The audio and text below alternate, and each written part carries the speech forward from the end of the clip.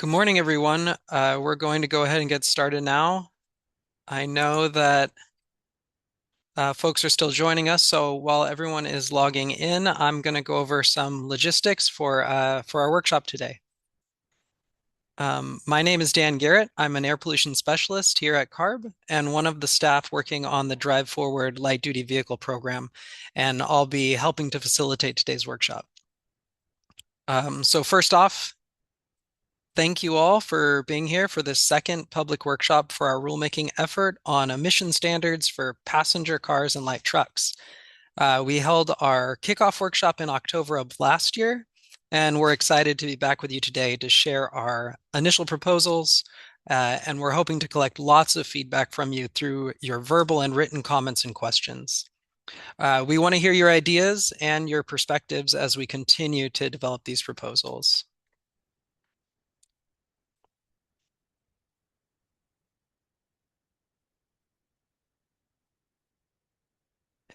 But before we get into that, we've got some logistics to go over.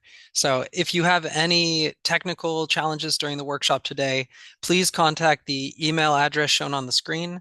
That's cleancars@arb.ca.gov, and we'll do our best to assist you. We've shared that email address in the chat as well.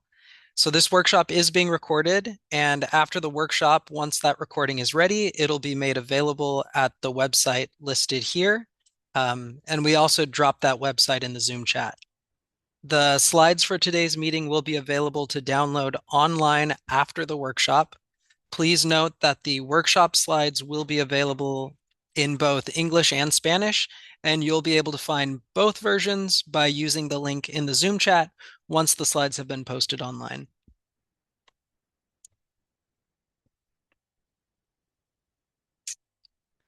Um, We are hoping to receive many verbal public comments today, and I also want to let you know that written comments may be submitted via the comment docket that has been made live as of today. The comment docket will be open until midnight on July 17th, so you'll have until then to submit any formal public comments that you have after the workshop. Using this public comment form will allow the public to see your submitted comments. And as a reminder, your comments are part of the public record, so please do not include any confidential information in those submitted comments. If you do need to submit confidential business information to us, please use the cleancars@arb.ca.gov email and include the information as confidential in the subject line. If you would like to discuss this rulemaking with us in more detail after this workshop, please don't hesitate to reach out using the cleancars@arb.ca.gov email address listed on the slide. Okay, let's go over how you can participate with us today. So there will be a total of 5 opportunities during this workshop for questions and answers. If you are participating via Zoom and would like to ask a question, please use the raise hand function to be added to the queue, and we will give you the option to unmute yourself when it's your turn to speak. If you're calling in on a phone, please press *9 to be added to the queue, and then *6 to unmute when we call on you. We will also be reading and responding to written questions received through the Clean Cars email address shown on the screen. Again, that's cleancars@arb.ca.gov. And when asking questions about the presentation, please try to include a slide number if possible. So once you have been called on and unmuted, please share your name and affiliation before you ask questions.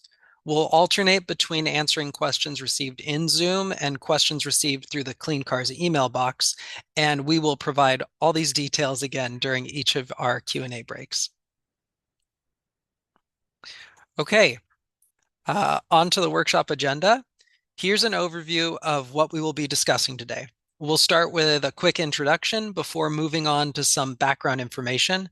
After that, we'll move into a discussion of our proposals, and we'll stop after each proposal to answer questions.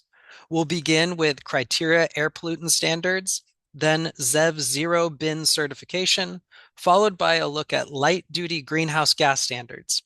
We'll have a short 15-minute break after the Q&A for the greenhouse gas standards. After the break, we'll continue with the zero-emission vehicle regulation, and finally, the window sticker requirements. We'll then discuss another way that you can provide feedback for the proposals, including suggesting alternatives, which we're requesting as part of our standardized regulatory impact assessment. We'll then close the workshop with some next steps. Uh, I will now pass it over to Shobna Sani, Branch Chief for the Light Duty Vehicle Strategies Branch, to introduce our team and go over the background for why we're here today. Shobna, over to you. Thanks, Dan, and thank you all for attending our second workshop for this new rulemaking. I want to take a moment to introduce our team. My name is Shobna Sani, and I'm the Branch Chief of the Light Duty Vehicle Strategies Branch here at CARB. Our branch consists of myself, 4 managers, and 18 team members who all have played an important role in getting us here today and who play an important role in moving this work forward. We have folks behind the scenes making sure this runs smoothly, and you'll be hearing from 10 of our staffers today. Our managers in the Light Duty Vehicle Strategies branch include Belinda Chen, who focuses on light-duty vehicle tailpipe emission standards, Anna Wong, whose role centers around ZEV regulatory topics, Natalie Reevy, who leads the ZEV market advancement team, and Yang Yu, whose team leads the work on medium-duty vehicle tailpipe emission standards, evaporative emissions, and vehicle technology assessment. Together, our team brings expertise across every part of the rulemaking, from vehicle certification, battery technology, automotive technology, infrastructure, to outreach and community engagement, and more.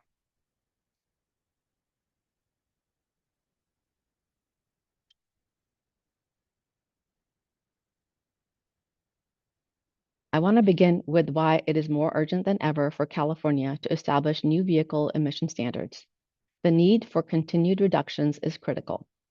The first reported incidents of smog occurred in the 1940s in Los Angeles, with visibility cut to 3 blocks, and people suffered from nausea and burning eyes and lungs. In the 1950s, automobiles were discovered as the main cause for smog, and quickly, California established the nation's first nitrogen oxides, or NOx, emission standards for motor vehicles to control smog-forming emissions. This action spurred innovative vehicle emission control strategies, such as the first catalytic converters and emission systems monitoring in new vehicles.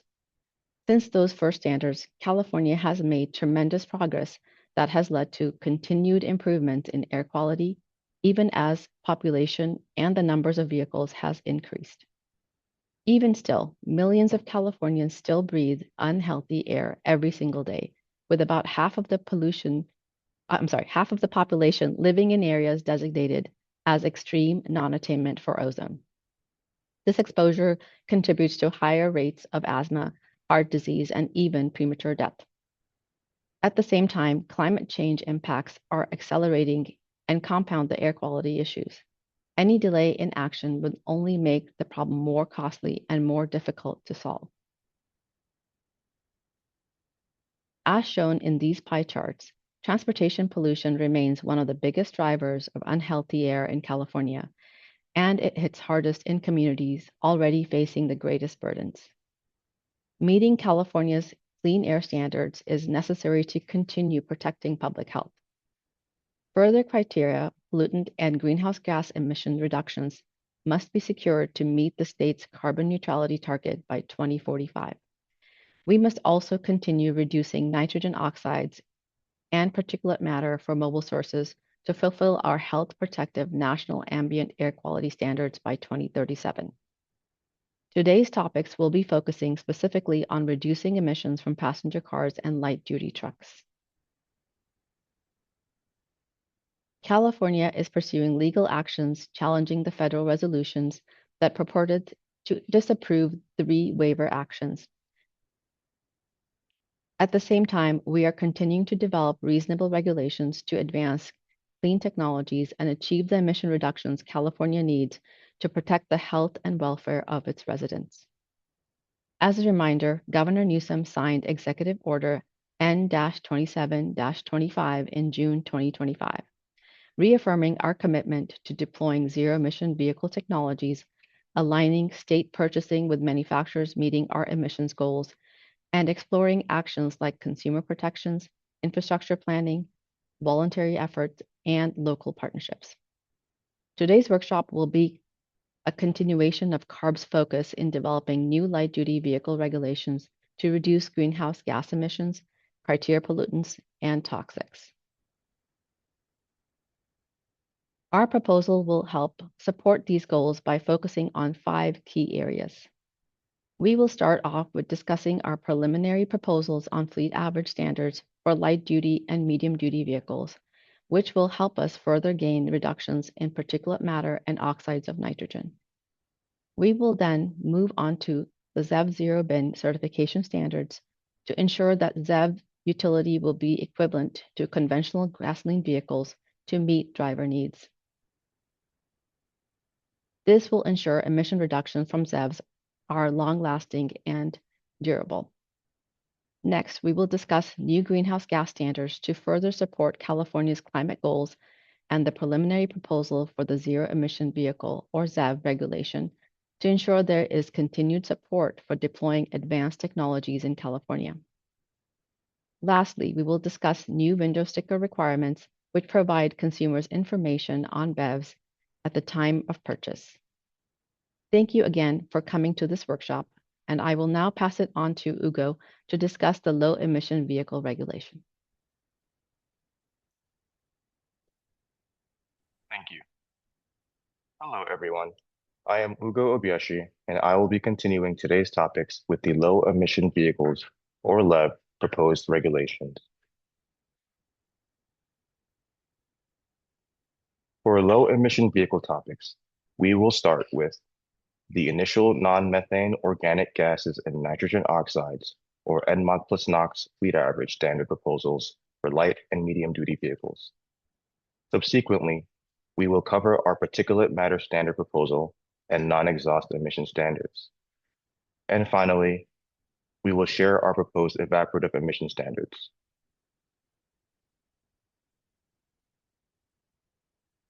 Let's start with looking at historical trends in the NMOG plus NOx certification space since 2019. This chart shows the percentage of vehicles certified to each certification bin from model year in 2019 to model year 2024. As manufacturers certify to tighten standards, the percentage of vehicles certified to high bins like ULEV 125 and LEV 160 has fallen, while the SULEV 30 certification bin grew to encompass nearly 70% of all combustion vehicles sold in California. This data shows that the industry is on target to meet current NMOG plus NOx requirements. However, further NMOG plus NOx reductions are needed to meet State Implementation Plan, or SIP, targets. On the next slide, we'll discuss fleet average emission targets that could help us meet air quality goals. We are proposing a 12 milligram per mile NMOG plus NOx fleet average standard in model year 2038. New elements of the Drive Forward NMOG plus NOx program include eliminating the ULEV 125 and LEV 160 certification bins. Our historical trend data supports feasibility, and there is no additional burden to manufacturers who are already federally compliant. ZEVs are included in the fleet average to provide increased flexibility to meet more stringent standards. The following graph highlights the proposed standards in the intermediate years. This first line with triangular markers represents the Advanced Clean Cars 1, or ACC1 standards that flatline at 30 milligrams per mile for 2025 and later model years. With only ACC1 standards on the books, California will not meet SIP requirements for air quality and public health. This reinforces the need for our Drive Forward initiative. Next, the line with square markers represents our proposed year-over-year light-duty NMOG plus NOx emission standards. I would like to invite additional feedback on our NMOG plus NOx proposal, especially regarding the bin structure and adding intermediate bins between 0 and 20 milligrams per mile.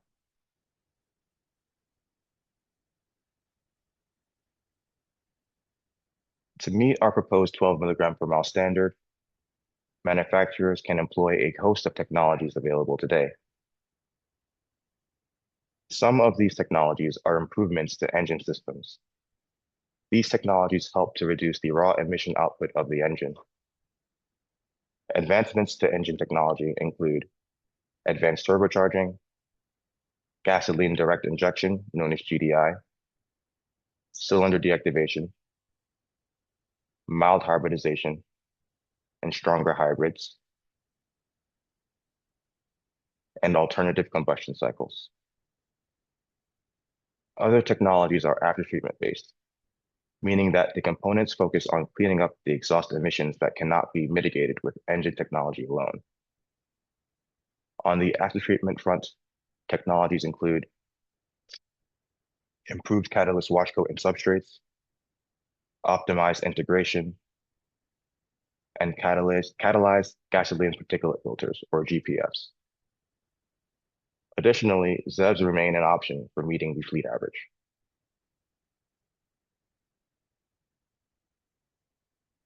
To that end, we are proposing the creation of a 0 milligram per mile standard within the LEV program, the ZEV Zero bin. While ZEVs has historically been included in the NMOC+NOx fleet average, vehicle certification procedures were specified by the ZEV regulation.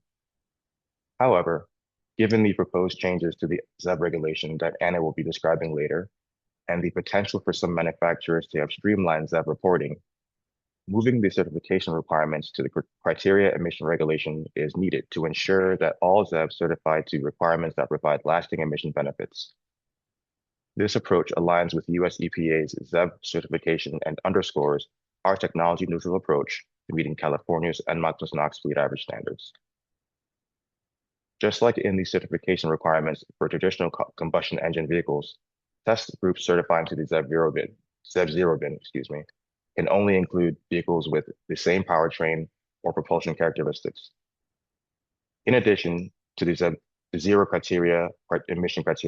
emission requirements, staff proposes all vehicles within a test group certified to zero emissions must be capable of a minimum 2-cycle range of 200 miles and meet additional requirements, which Syed will cover later in this workshop.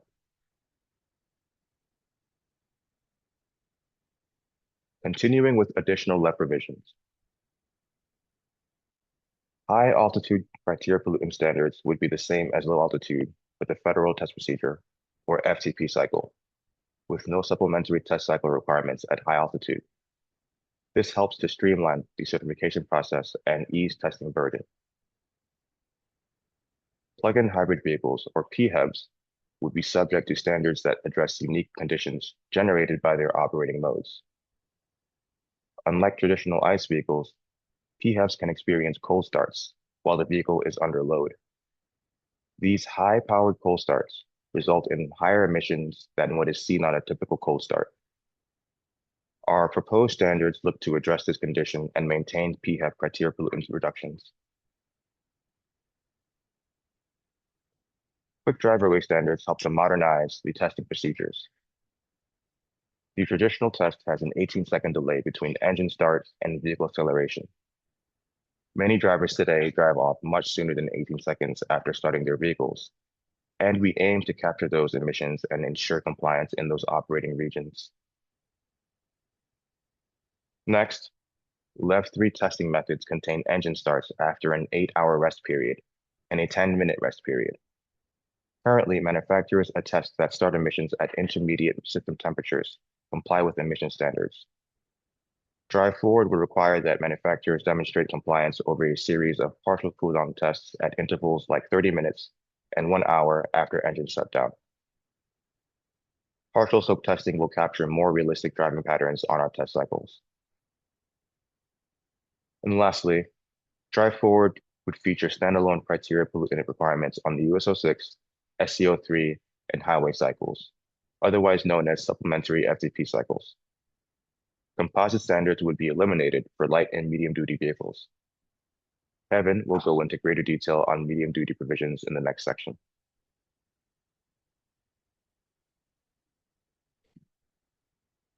Before I wrap up our light-duty criteria emission section, I want to highlight some areas that we are still investigating.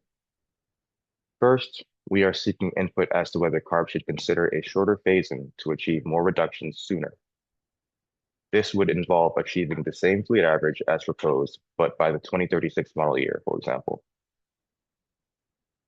Second, we are investigating methods to accurately represent PHEV's electric-only portion of driving, known as the PHEV contribution factor. With the advent of range-extended vehicles and traditional PHEVs with increased all-electric range, assumptions on how to classify PHEVs and extended range vehicles, or EREVs, and qualify for the contribution factor are important. Third, we are interested in hearing input on alternative pathways to support compliance that still achieve our goals. Lastly, we are seeking input on incentives for manufacturers that optionally comply to the drive-forward light-duty standards ahead of time, such as early action crediting. We are looking for the best and most accurate methods to incentivize the industry, and stakeholder feedback would be helpful in this area. Now I'll give the floor to Kevin to discuss medium-duty topics. Thank you, Hugo. Hello, everyone. My name is Kevin Soti. I am an Air Resources Engineer in the Light-Duty Vehicle Strategies branch. For our next topic, I will go over our proposals for the medium-duty chassis certification requirements. Excuse me. This slide outlines our proposal for the medium-duty vehicle NMOG plus NOx fleet average standard. The current Level 3 standards for Class 2B and 3 vehicles are shown in the graph as blue and yellow lines. These standards have fully phased in since model year 2022 and have remained unchanged since then. To achieve further emission reductions, CARB is proposing a new fleet average standard for Class 2B and 3 vehicles. The proposed standard is shown by the green line on the graph. It is a combined standard of both classes and phases in from model year 2031 through model year 2033 and will remain constant afterwards. Based on current certification and sales data, CARB is proposing a fleet average standard of 100 milligrams per mile by 2033. Consistent with Level 3 standards, medium-duty ZEVs can be included in the proposed fleet average.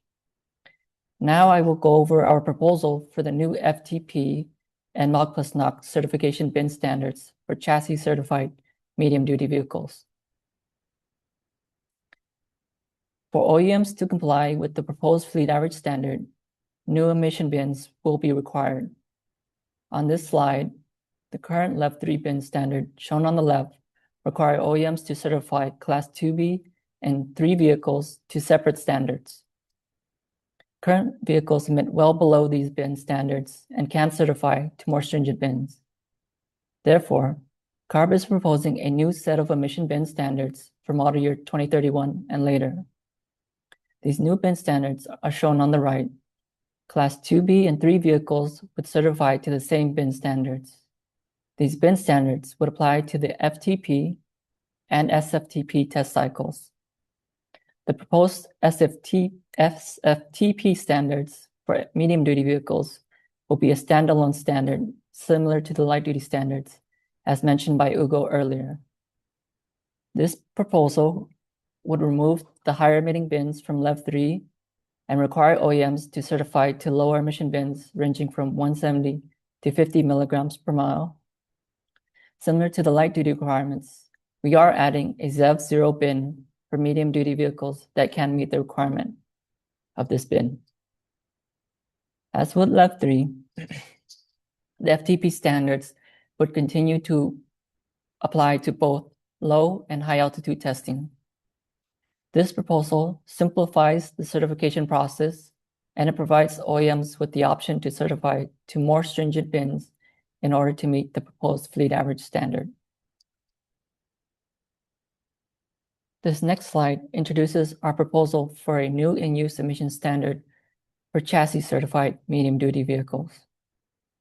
Medium-duty vehicles are designed to carry and tow heavyweight loadings, which can significantly increase emissions under real-world driving conditions.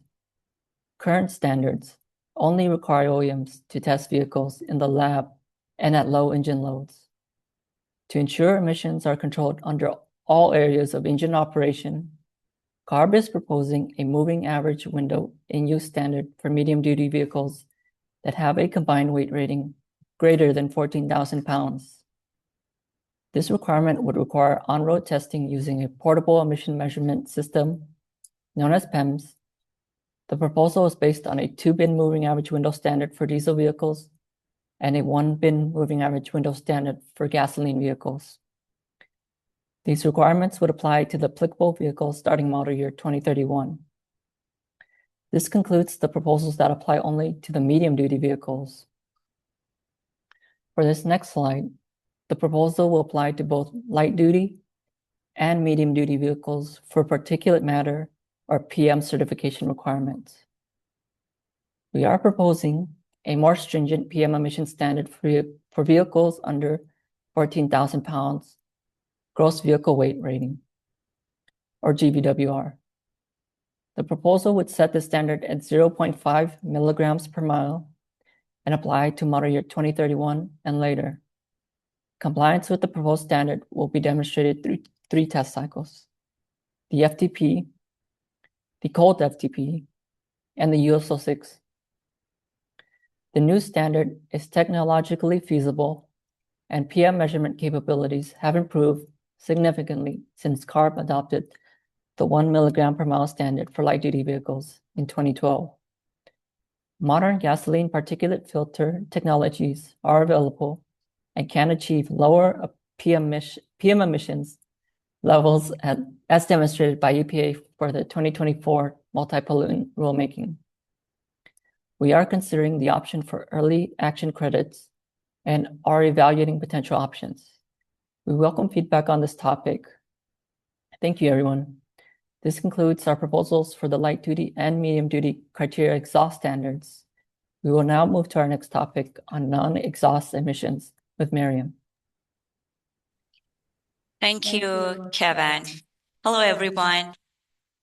My name is Miriam Delavarafi, and I am an air resources engineer in the low-emission vehicle regulations section. In the next few slides, I'll be talking about regulating non-exhaust emissions from breakwear. Non-exhaust emissions come from vehicle sources other than the tailpipe or evaporative systems. These include particulate matter from brake wear, tire wear, and resuspension of road dust by tires or wheels. These particles are not only air pollutants, but also pose serious health risks to individuals exposed to them. Non-exhaust PM emissions are projected to become a major contributor to total PM emissions as exhaust emissions continue to decline in the coming decades. The Euro 7 emission standard introduces the first ever limits on PM mass from breakwear, which will take effect starting in late 2026 calendar year for newly launched cars.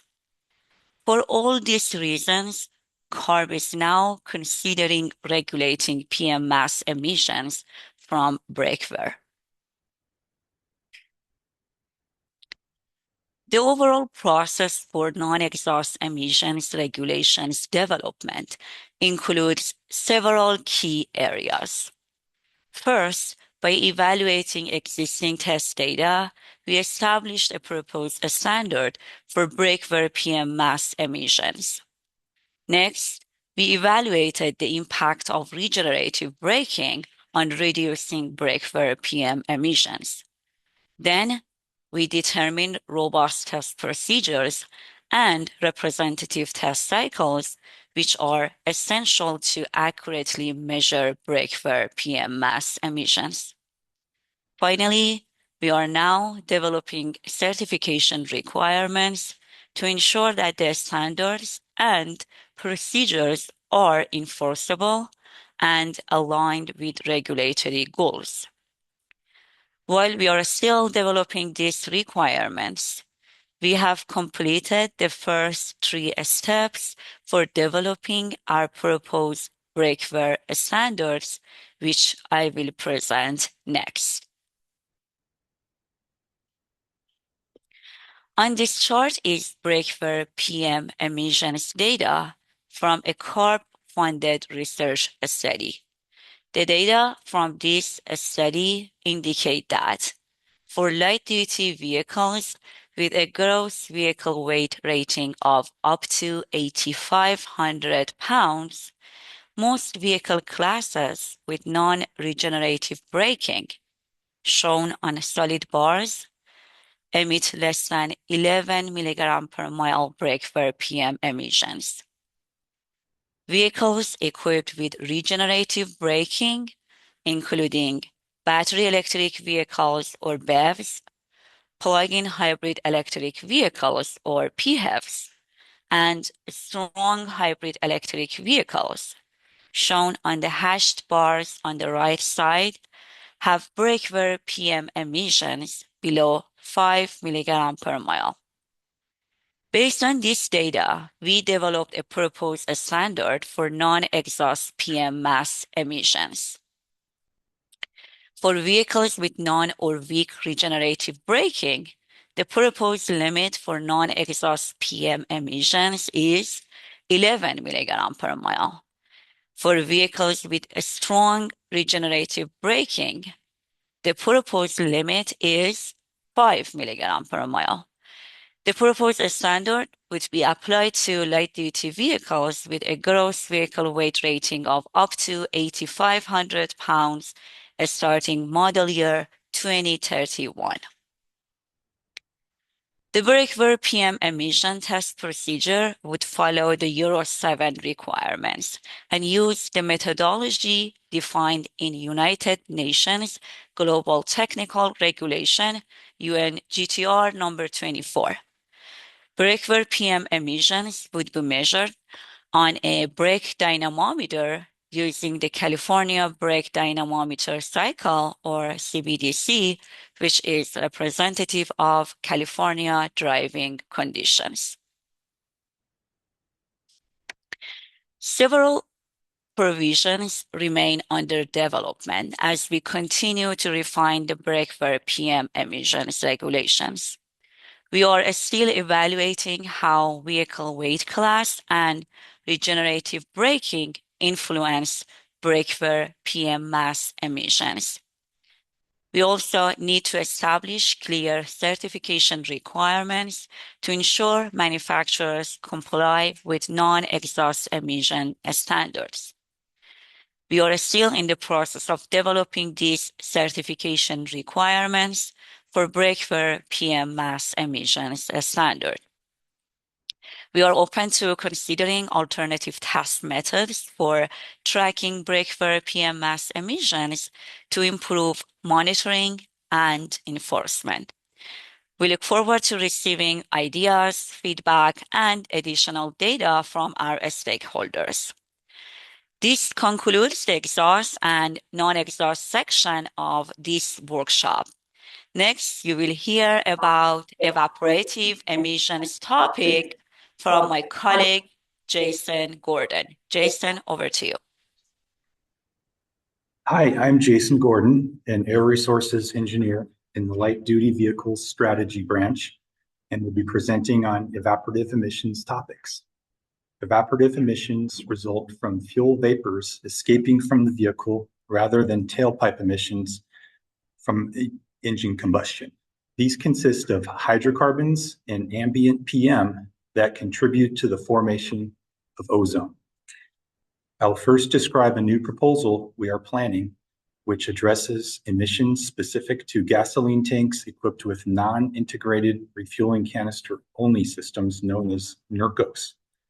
NERCOs are mostly used in PHEVs and many HEVs and are designed to seal in fuel vapors under pressure. The issue is that small leaks in the fuel vapor system result in significant emissions. We first became aware of this issue from testing that MECA performed, testing emissions from a fuel tank rig with various size implanted leaks. A NERCOS fuel system was shown to be much more sensitive to leaks. A 0.001 inch or 1 mil hole emitting the same as a 20 mil hole in a conventional non-NERCOS fuel system. Now, manufacturers currently check leak size as part of in-use testing on a large sampling of vehicles. But since the standard is 20 mil, which is fine for a conventional fuel system, it could allow for a high-emitting vehicle to still pass with a NERCOS fuel system. And recently, there was an in-use vehicle with a NERCOS system which did just that. It passed the in-use leak test, but still had high emissions since it failed the in-use diurnal test. Based on this data, we believe it's necessary to tighten the in-use leak standard for vehicles with a NERCOS fuel system down to 1 mil, so that this leak testing will be more meaningful and effective for vehicles with this type of fuel system. We should note that since onboard diagnostics doesn't detect this small of a leak, an off-board leak detector would be needed to conduct the test. Additionally, the in-use leak check is meant as a screening tool, and the passing diurnal result would take precedence over a failing leak test result. Now we will move on to other evaporative emission provisions. We propose a running loss standard of 0.01 grams per mile for 2031 in subsequent model years. Most vehicles are already meeting this standard, and we know industry has already put resources into trying to meet it. The goal is to ensure improvements recently made by manufacturers will carry forward and that clean designs will remain the norm. Our next proposal is to specify minimum canister size in the regulation for vehicles with a NERCOS fuel system. And OEMs would demonstrate compliance using a CARB-defined model and equation in which they would input their vehicle's specific parameters. Another change would affect PHEVs during the running loss test. The fuel tank temperature profile, FTTP, is currently driven with the battery starting fully charged. This may result in little or no engine operation during profile generation. We are looking to propose that manufacturers either attest or provide data showing whether fuel tank heating would be substantially different if you were to start with a discharged battery. And for evaporative emissions, there are some other changes we are working on to align with the EPA. The first change is to require an added preconditioning drive cycle for vehicles with fuel tanks larger than 50 gallons. This would give more chance to purge the large canisters used on vehicles of this size. Another change pertains to EPA's updated definition of light-duty truck and medium-duty passenger vehicle. This change in definition has the implication of requiring certain vehicle types to adhere to more stringent evaporative standards. To ease the transition, EPA has established a carryover provision to allow these vehicles to hold off on meeting the more stringent standard until the model year 2032. We plan to harmonize with EPA by including this provision for California certifications. The next change would allow credit trading with other manufacturers, as EPA does. We are also planning to align with EPA by applying ORVR to all incompletes starting model year 2031. This appears to be the simplest way to encompass EPA's two separate phase-ins, and we plan to allow early certification since EPA's phase-ins start earlier than 2031. We are also working on a variety of other minor cleanup changes in their evaporative and ORVR emissions procedures. Moving to E15 fuel compliance, this proposal is not limited to evaporative emissions, but would encompass all emission types. E15 fuel, which is gasoline containing 15% ethanol was recently approved for sale in California.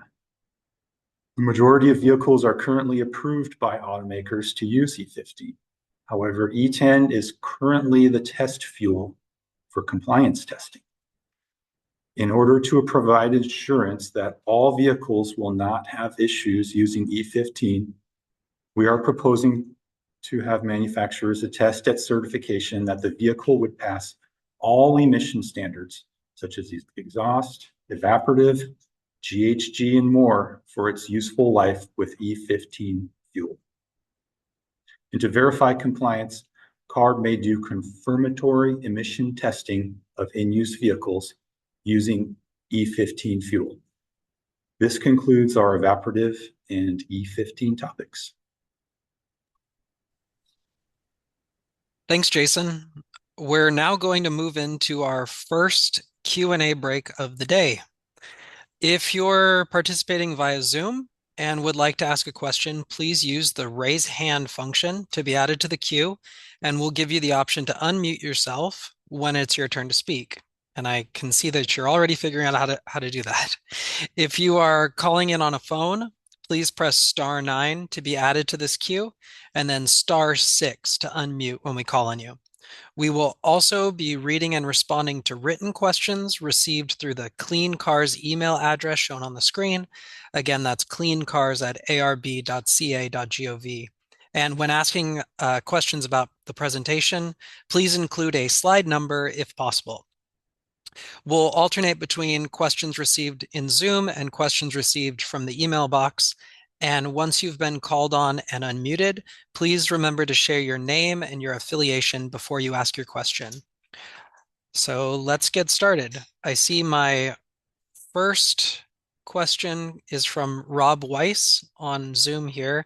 I'm going to give you the option to talk. Rob, you should be able to unmute yourself now. Oh, sorry. That was a mistake. I did not have a question. Oh, okay. Thank you. I'm not sure how I even did that. No worries. We will move on to Will Barrett. Will, you should have yeah, go ahead. Thanks, Dan. Can you hear me okay? Yes. Great. Will Barrett with the American Lung Association. First off, thank you for the presentation today. We know Californians are facing the most difficult air pollution challenges in the nation, and transportation is a major source of that harm. Traffic pollution contributes to premature deaths due to heart disease and lung cancer, causes asthma attacks and new cases of asthma in children. So we really do appreciate CARB focusing on continued exercising of your Clean Air Act authority to protect health. And to the specifics of the presentation so far, definitely appreciate the focus on better controlling particle pollution, both the engine exhaust emissions and through the non-exhaust emissions discussion. We'll follow up with comments on that. We also support moving forward with more health protective standards on smog forming emissions, and encourage, as noted in the slides earlier, the ongoing consideration of an earlier time frame for this component of the proposal to bring health benefits online sooner. And then in general, before I get to my question that I promise is coming, we support a more comprehensive approach to ensuring both more protective certification standards and bins, but also ensuring those limits are met under the real world driving and environmental conditions over the full useful life of light and medium duty vehicles. So as we're looking past today's presentation, wanted to ask if the slides will be available to help with more detailed comments being reviewed and considered, and when those slides might become available. Yeah, we plan to have the slides posted to our website by Wednesday, and you can use the link in the chat to access those. Thanks so much. Mm-hmm. All right, thank you. We will move on to Glenn Cho. You should be able to unmute yourself now. Good morning, Glenn Cho from Toyota Motors of North America. Thank you again for holding this workshop. I had a question related to slide 26 on the brake emissions. I wasn't quite sure. The slides posted two standards or test procedures. Can you elaborate on what you're trying to show here? Because you showed the UNGTR and then you also showed the California brake dyno cycle. All right. Yeah, thank you for the question.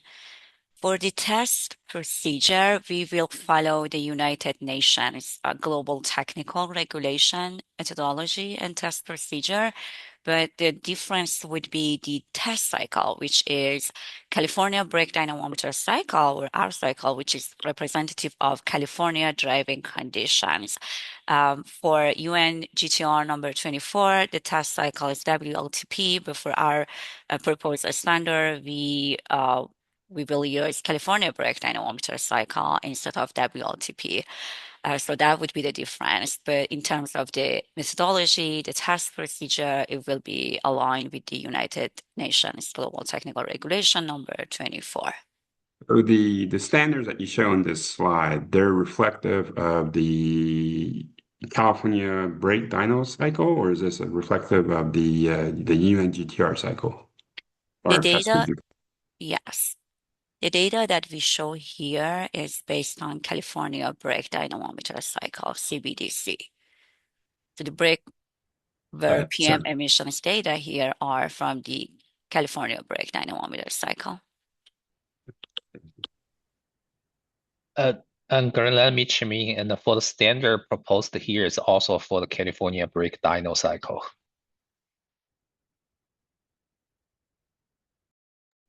Thank you, Ray. Thank you. We'll move on to our next question. This next question is from Christian Corby. You should be able to unmute yourself now. Yes, hi everyone. Good morning, and thank you so much for putting this together. My name is Christian Corby, and I'm the Deputy Director at the California Electric Transportation Coalition, or CalETC. And I had two questions. One, the first one is a little more general because I'm not as familiar with the emissions regulation side of things. In terms of how the ZEV bin would be treated in this, it would be part of the overall fleet-wide average. So I guess it could, the more ZEVs that a particular OEM delivers to California, that would, if they deliver more, then that would help them kind of bring down their overall average. Is that kind of how I should think about how that would work? Yes, that's correct.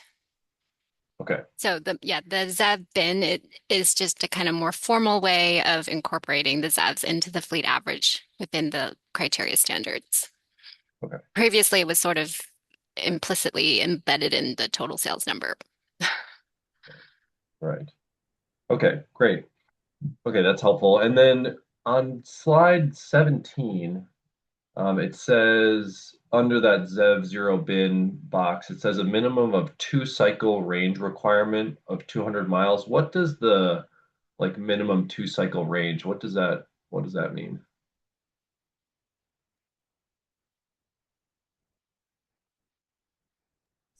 Hold on, trying to get my camera on here. Oh, Syed, go ahead. Okay. Hi, this is Syed Mustafa. Yeah, thank you for your question. The 2-cycle range refers to the city range, which is based off the UDDS cycle, and the highway range, which is based off the highway fuel economy test cycle. So the minimum 2-cycle range is based off of a weighted average of the two. Typically, it's 55% of the UDDS city range and 45% of the highway range.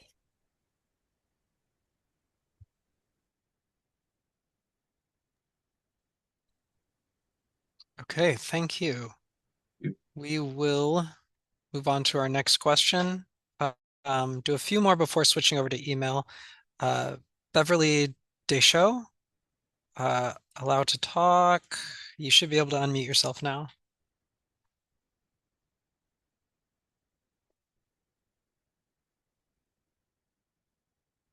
Beverly, can you unmute yourself?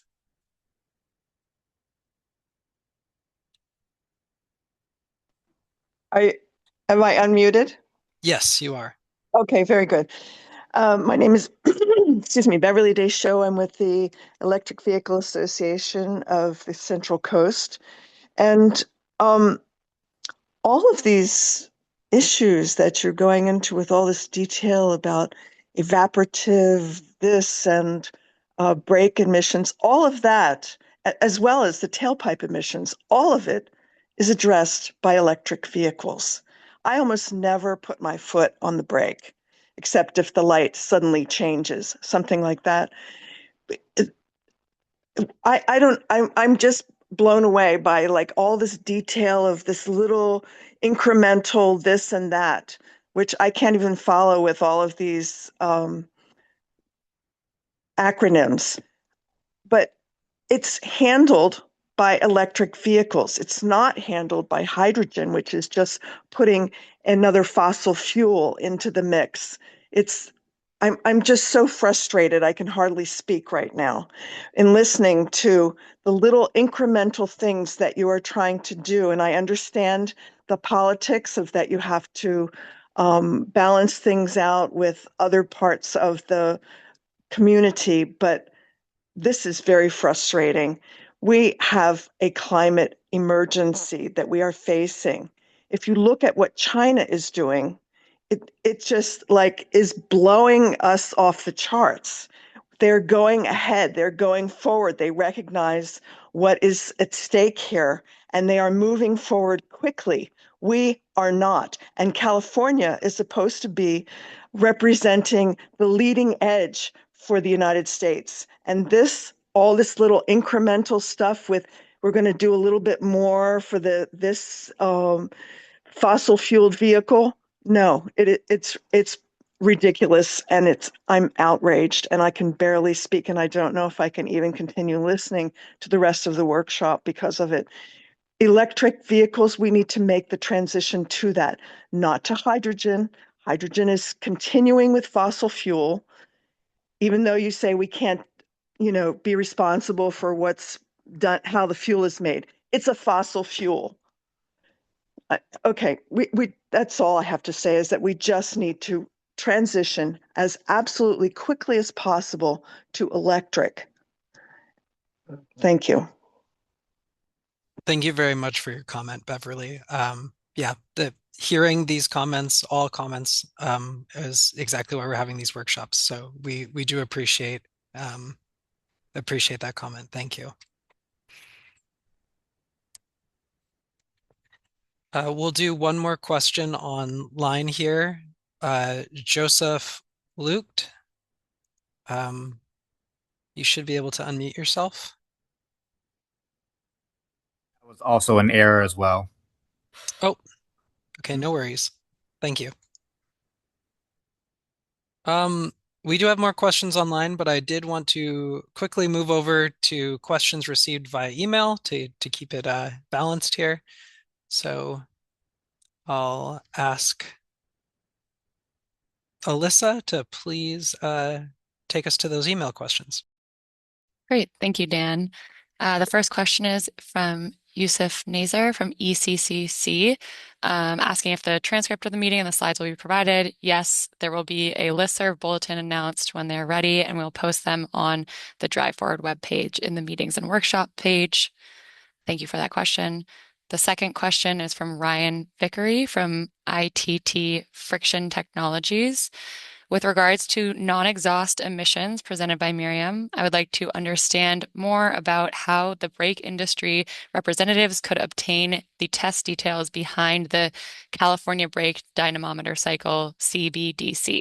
Could you comment about CARB's willingness to share this test protocol with industry in draft form so that we can start evaluating it relative to the proposed emissions limit? Mariam, over to you.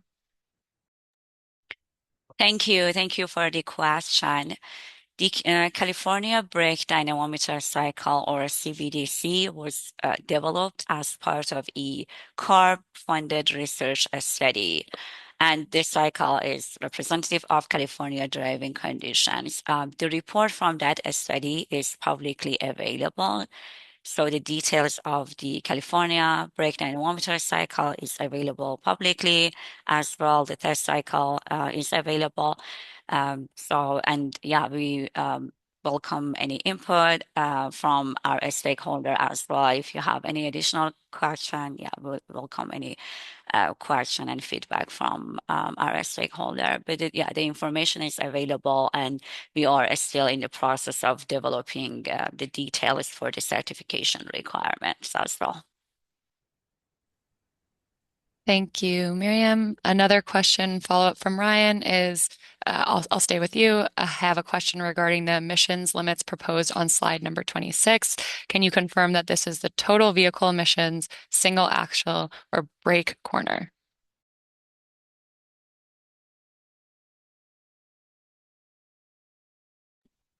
Yes, thank you for the question. The proposed standard limit here is for the total emissions, total brake for emissions from a vehicle, including both axles, front and rear brakes. Great. We will do one more from the emails from Dave Antonitis from Chassis Motion Systems SMT. Thank you so much for the opportunity to learn about and comment upon your work with non-exhaust emissions. I compliment the wisdom of CARB in alignment to GTR 24 UNECER 179 for brake emissions for the methodology. This leverages years of hard work leading up to this point to resolve the many technical challenges in measuring brake emissions.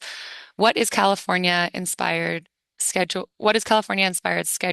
duty cycle do you intend to use to measure brake emissions? Is this schedule publicly available? Will guidance for determining friction brake share for regen-capable vehicles also derive from GTR 24? Initial state of charge for testing? Will templated values for friction brake share by propulsion type be recreated due to different drive cycles? Miriam, back to you. Thank you. Thank you again for the question. Yes, the California brake dynamometer cycle is publicly available. You are able to find the trace publicly, and feel free to reach out to us. We can provide also the California brake dynamometer cycle to you for additional details if you need it. And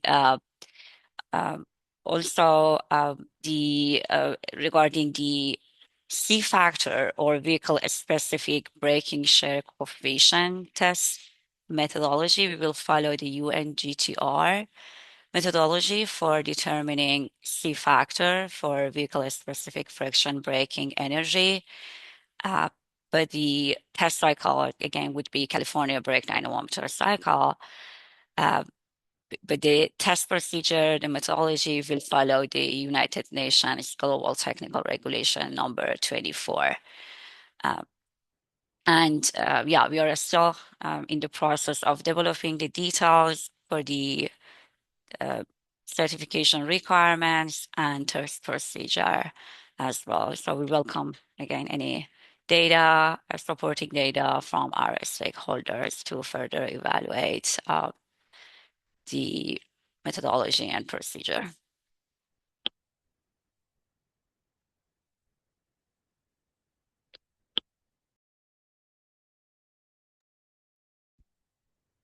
Thank you. We're going to do a few more questions on Zoom now before we move on with the presentation.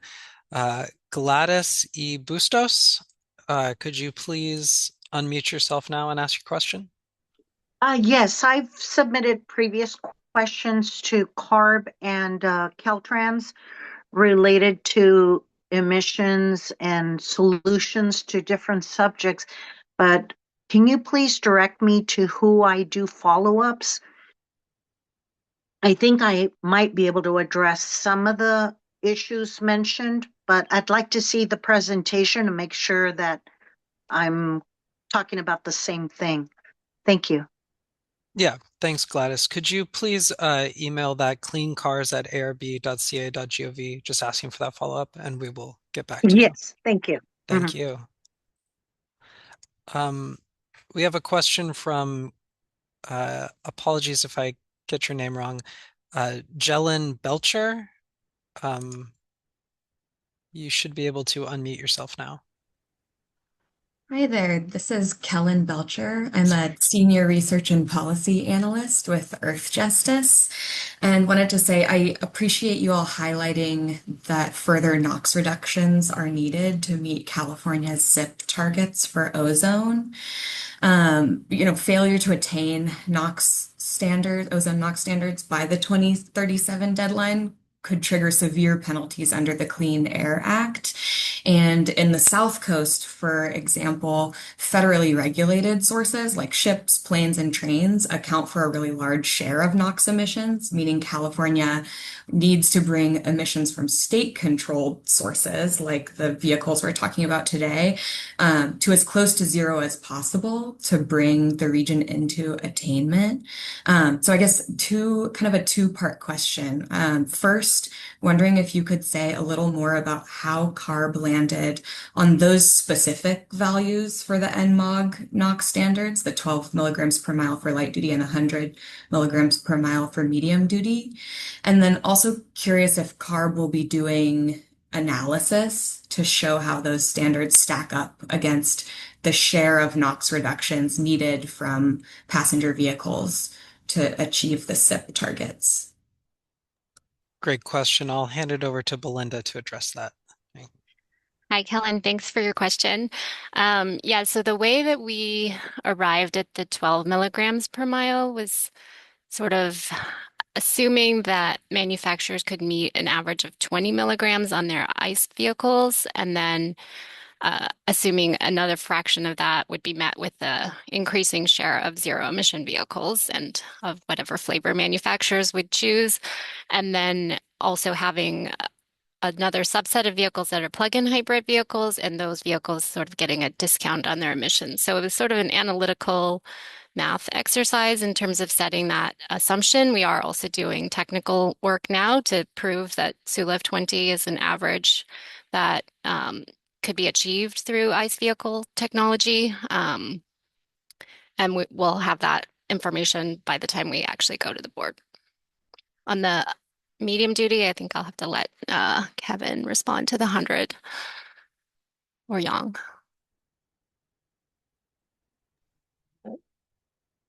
Hello.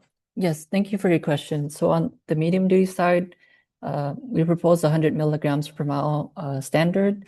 This was based on current certification data.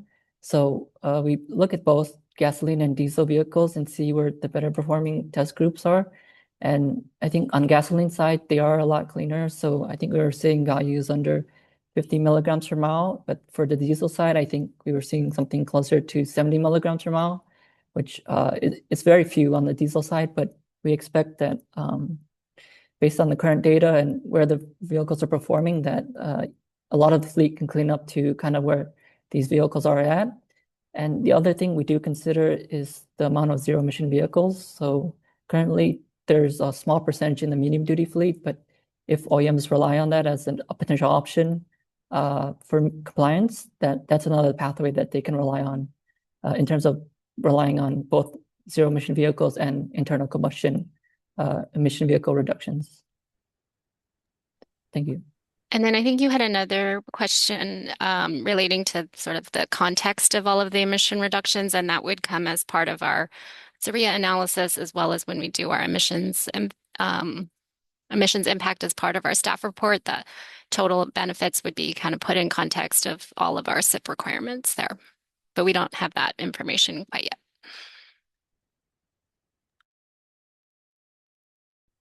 Thank you. We'll do a few more questions. David Rensler, you should be able to unmute yourself now. Good morning, David Rensler with the City of Fairfield. Thank you for the opportunity. I had a couple of questions. I missed on slide 22 where it was talking about the gross combined weight rating. And then I was wondering if that was was that a typo? Should it have been GVWR versus gross combined weight rating of a vehicle? Oh no, so that is the correct it's not a typo, that's the correct language on the slide. So for certification, chassis certification, we do it based on gross vehicle weight rating. So that's the vehicle weight and the loaded weight of the vehicle only.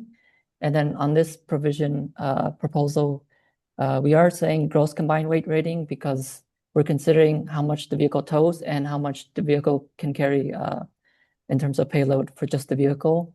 And so this would target vehicles that operate out of the chassis certification lab testing limits that we have.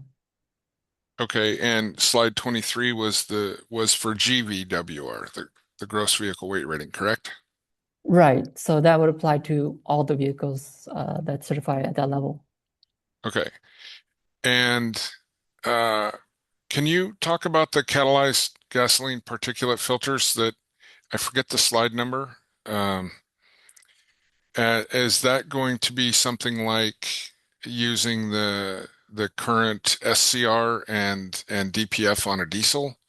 Are we looking at doing that with gasoline? Yes. So I think for PM, we are proposing something at 0.5 milligrams per mile.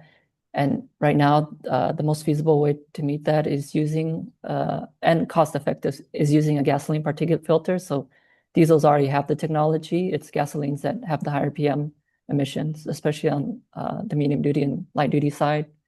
And so this was something demonstrated by EPA in their rulemaking that with the gasoline particulate filter, you could meet the standards as a standalone technology or as a catalyzed particulate filter. Okay. Thank you. Thank you. Thank you. We'll do a few more questions. Alejandro Hortet, go ahead and. Oh, can you hear me? Yes. Hi, my name is Alejandro Hortet from Link Engineering. So I have two questions. On page or slide 26, regarding brake emissions, you make mention of the UN GTR 24. That makes sense. I'm assuming that CARB is aware of the UN regulation 179 as well. So my question will be, are you planning on looking at or making it a requirement that you need to look at SPN and TPN as well, or will you take an approach based on UNR 179 of just looking at SPN? And then as a second question, going to slide 13 and the previous conference that we had on this, when you guys talked about non-exhaust emissions, you mentioned brake emissions, but then you also mentioned tire emissions. So my question was related to, as you guys probably know, the Europeans are also looking at a UN regulation regarding tire abrasion. So the question is CARB planning on doing anything in that regard? Are you guys looking into it? What is your direction in that subject? Thank you. Thank you for the question. CARB is currently proposing the adoption of brake wear PM mass emissions and has no plan to propose a standard for tire wear PM emissions now. Okay. And as part of your question regarding the PM or other particulate number emissions, currently we are proposing to adopt a standard only for PM mass emissions and not for the particulate number or other emissions. Okay. So for now, it's only PM mass emissions.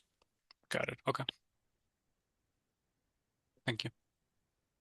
Thank you. We have one more question before we'll move on with the rest of the presentation or the next section. Christopher Chavez, you should be able to unmute yourself now.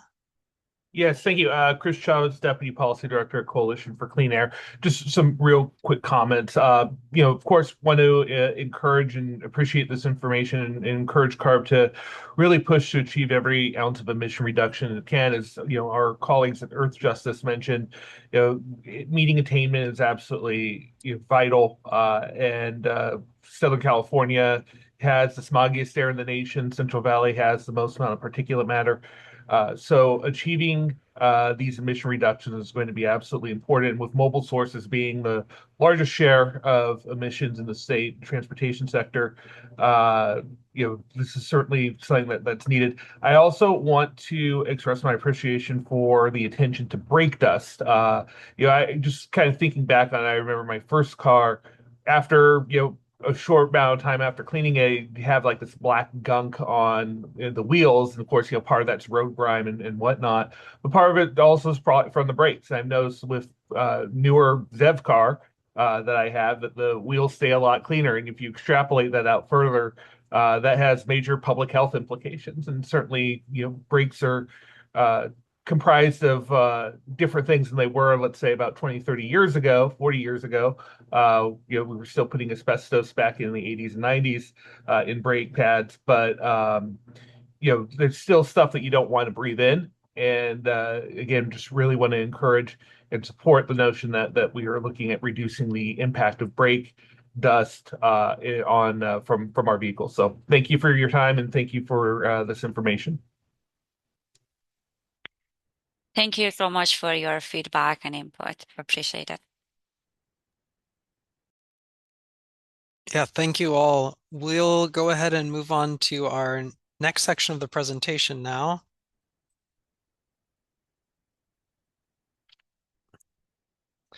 Yeah, we appreciate those questions, and please continue to raise your hands and send those into the email. I'll now hand it over to Syed to continue our presentation with the ZEV Zero Bin certification. Over to you, Syed. Thank you, Dan. Hello, everyone. My name is Syed Mustafa, and I will be continuing today's topics with the ZEV Zero Bin certification proposals. Before diving into the proposed ZEV certification requirements, let's first discuss why these requirements are needed. First and foremost, ZEVs are an essential technology option that help manufacturers reduce criteria pollutants and greenhouse gas emissions. To achieve our goals, there must be guarantees that the emission reductions from ZEVs will be realized through their full useful life. Durability, warranty, and serviceability are long-standing requirements within our emissions control regulations, and carrying these over will help ensure those emission reductions. Each of these requirements being proposed today is meant to ensure all Californians' unique travel needs are met, especially those in priority populations who may have less access to charging and longer commutes. We also believe in increasing transparency in ZEVs, which will help build consumer confidence, especially in the secondary market. Drivers have a right to understand the vehicle's need for repair and warranty qualifications, and the ability to evaluate the health of the battery. Repair technicians, especially Californians' independent technicians, must be able to access the vehicle's data to assess the vehicle's need for repair.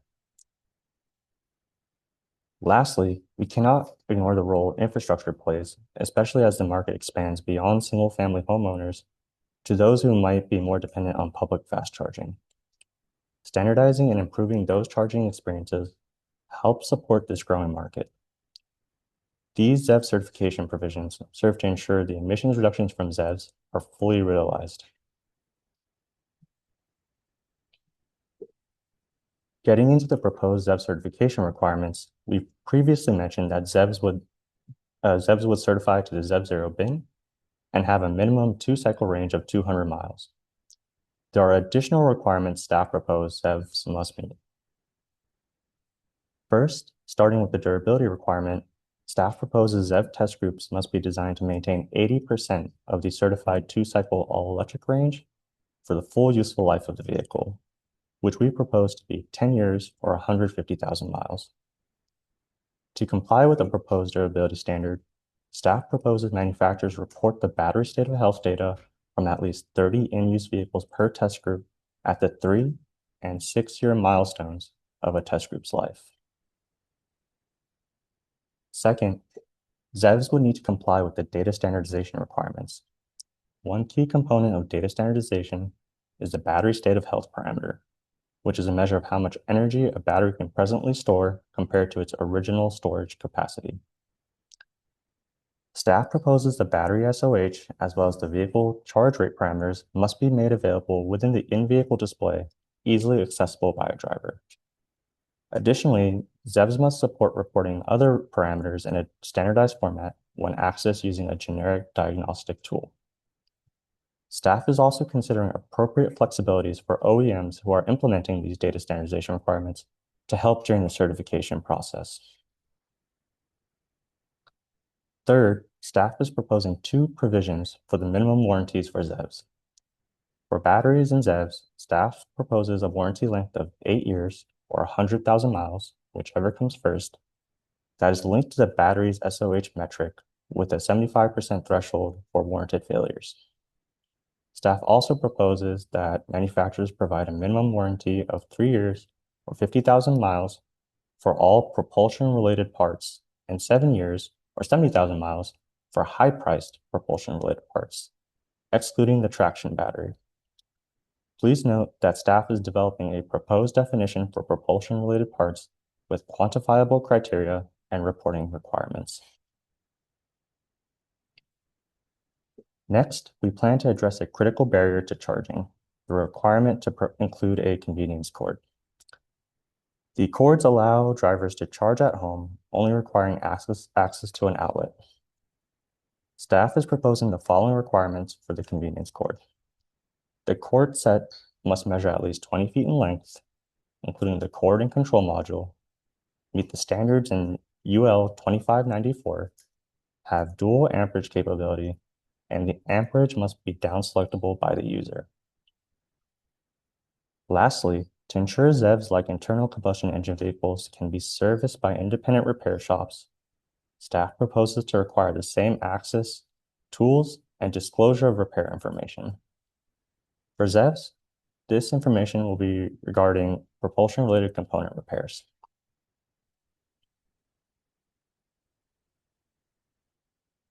Before moving on to charging topics, staff is seeking input on the following items related to these proposals. First, CARB is considering adopting SAE J1634 version 2026 for certification battery electric vehicle range testing. Currently, there are restrictions being considered in the SAE committee, such as low voltage energy measurement and caps on the usable battery energy that would have implications for warranty, range, and durability requirements. There may be more areas of concern as CARB continues to evaluate J1634 version 2026. Next, staff is seeking input on specific technical implementation issues external stakeholders have dealt or are dealing with when optionally complying with 1962.5 ZEV data standardization regulation. Lastly, staff is seeking input on a definition for propulsion-related parts. Since this definition is used in many of these proposals, staff is seeking input on specific examples where it was ambiguous whether a component was a propulsion-related part, especially from those manufacturers optionally certifying ZEVs to Section 1962.4. Next, I will be presenting on high-level communication charging topics.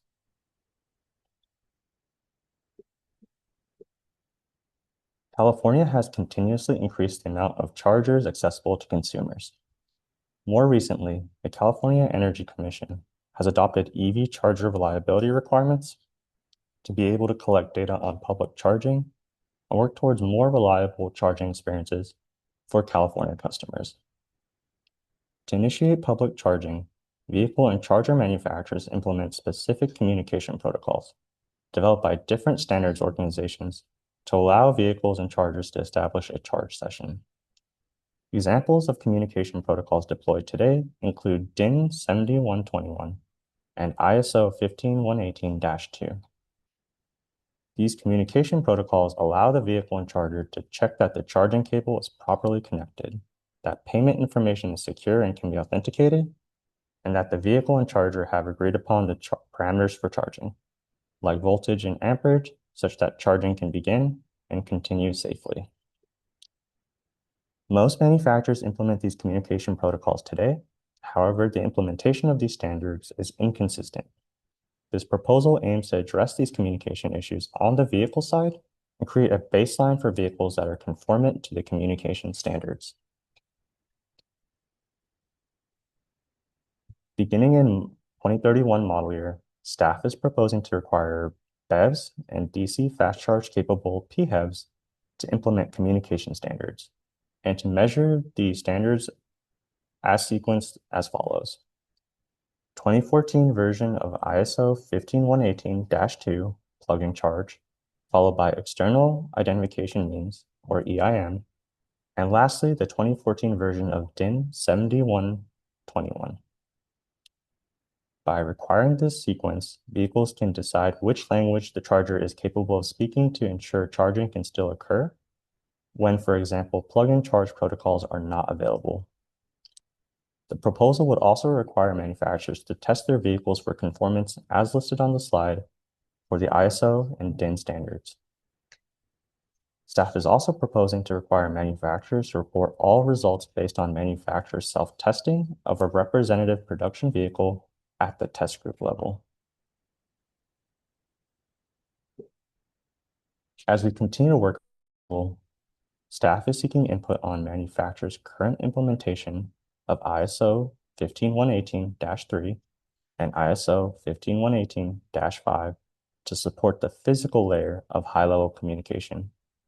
Also, we are seeking any input on testing processes, any additional updates needed to ISO 15118-4, the test case list, and the Charin EV Priority 1 test cases, and the work to incorporate these test cases into a new SAE standard, J2953-3.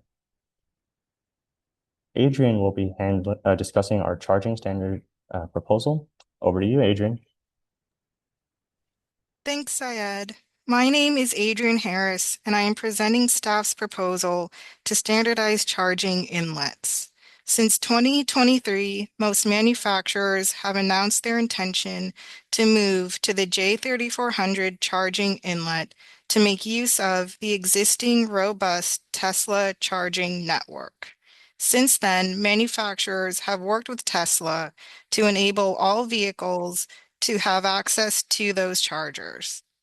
Staff is proposing the following starting with model year 2031. All BEVs must be DC fast charge capable, and all BEVs and PHEVs must be AC charge capable. Both AC and DC inlets must meet the requirements of SAE J3400-2.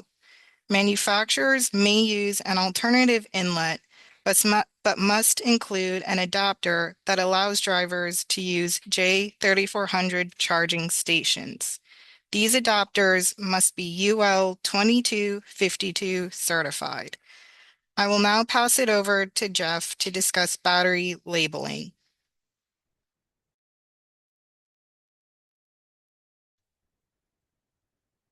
Thank you, Adrian. My name is Jeff Volnock. I'll be presenting on the battery label proposal. Staff proposes a battery labeling requirement that would apply starting the 2031 model year to the following vehicle types: battery electric vehicles, fuel cell vehicles, plug-in hybrid electric vehicles, including plug-in hybrid fuel cell electric vehicles, and hybrid electric vehicles. Battery labeling would be required for the door jamb of the vehicle, battery pack, and battery module. Also, all labels would have a digital identifier linking to a data repository website that contains the same info on the battery label: the count of battery cells, safety information such as hazardous substances, product safety and recall, and safe disposal information. The next few slides will go over the implementation options for this label. As labeling requirements have come into effect around the world, manufacturers have expressed unique challenges presented by how batteries are manufactured and labeled. To this end, manufacturers would be allowed two different options under the drive forward battery labeling provisions. Option 1, as shown, would allow manufacturers to include the same battery pack information on the battery module, battery pack, and vehicle labels. This second option, as shown, is to accommodate manufacturers that may not know the battery pack information at the time of battery model assembly and labeling. Therefore, this implementation option would allow manufacturers to include information specific to each component. For instance, the battery module label will contain the battery module chemistry, module minimum voltage, module minimum cell voltage, module energy capacity, and module assembly date. Likewise, the battery pack label would have only the battery pack information, and the vehicle label would have the total pack information and the assembly date of the vehicle. Okay, back to you, Dan.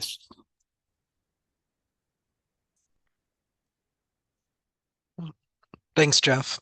We're now going to move into our second Q&A break. Again, if you're on Zoom, use the raise hand function to be added to the queue, and we will give you the option to unmute yourself when it's your turn to speak. If you're calling in on the phone, that's *9 to be added to the queue, and then *6 to unmute when we call on you. And you can send written questions to the Clean Cars email address shown on the screen. Again, cleancars@arb.ca.gov. If your question is about the presentation, please include a slide number if possible. And we'll alternate between answering questions on Zoom and questions received in the email box. I wanted to add that if we do not get to your question today, we'll answer it via email after the webinar. So please share your name and your affiliation before you ask your question, and I'll get it started. I see that we had some hands go up while I was talking. The first question is from Rob Weiss. You should be able to unmute yourself now. Hi, good afternoon. I do have a question this time. Great. For the seeking input slide, I think it was slide 40, and I'm associated with PACCAR and SAE. Is section 1962.5, the standardization, there's a concern about meeting the technical requirements of ZEV data standardization. That's in section 62.5. Is that going to be planning to be updated or revised? It's a great question. And I ask that because I'm writing the 1699-5 standard that tests against 1962.5 under the J1979-3 protocol. All right, great. I'm going to ask my colleague Syed to take a crack at this one. Thank you, Rob, for your question. So ultimately the short answer is yes. We're going to be revising 1962.5. Most likely it will not be the same regulatory citation. However, a lot of the provisions from that regulation, you probably will recognize in the proposals that we outlined today. And we are seeking input on specific issues stakeholders had with the requirements in that regulation. So if you do have any, please send them over for comment. Thank you. Thank you. Thank you for that comment. We're going to move on to move back to Beverly Deschaux. You should be able to unmute yourself now. Hi, Beverly Deschaux, Electric Vehicle Association of Central Coast. I'm still here. I think that the your battery information that you want to make sure is posted, I think is a great idea. What you said about safe disposal, as far as I know, electric vehicle batteries are not welcome in landfills. So because they are greater than 90% recyclable. So I may have misunderstood that. But I want to say one other thing, and that is that the NACS, or the, what are you calling it, the J3400, the manufacturer should be responsible for making their adapters for the Tesla charging, because we're getting lots of complaints of that the cords aren't long enough because their car is configured differently. And Tesla has provided an abundant and reliable charging network, which is why the 14 major manufacturers, including 12 of Stellantis manufacturers, want in on that. So they should be the ones to provide adequate adaptation adapters for their vehicles to adapt to the Tesla charging system. I don't know if you said that. I'm not sure if I picked that up of whether you said that or not, but it should be their responsibility. Some of the charging networks are horrible. EVgo and Electrify America are the worst. Blink's pretty bad too. Before I had a Tesla, I had to deal with them, and they were mostly out of order, or there were lots out of order, and people would get stranded. I got stranded once because anyway. So thank you. Yeah, thank you for your comment, Beverly. I'll just mention it now that we also have, I said it earlier and I'll say it again later in the presentation, but we do have a formal written comments submittal portal that's open as of today, and I'll go over again how to access that. But I just wanted, this seemed like a good time to say that that is available, and some of your comments might be, well, we'd appreciate them in that formal setting as well. So thank you for everything that you're saying. Our next comment is going to be from a question from Michael Hartrick.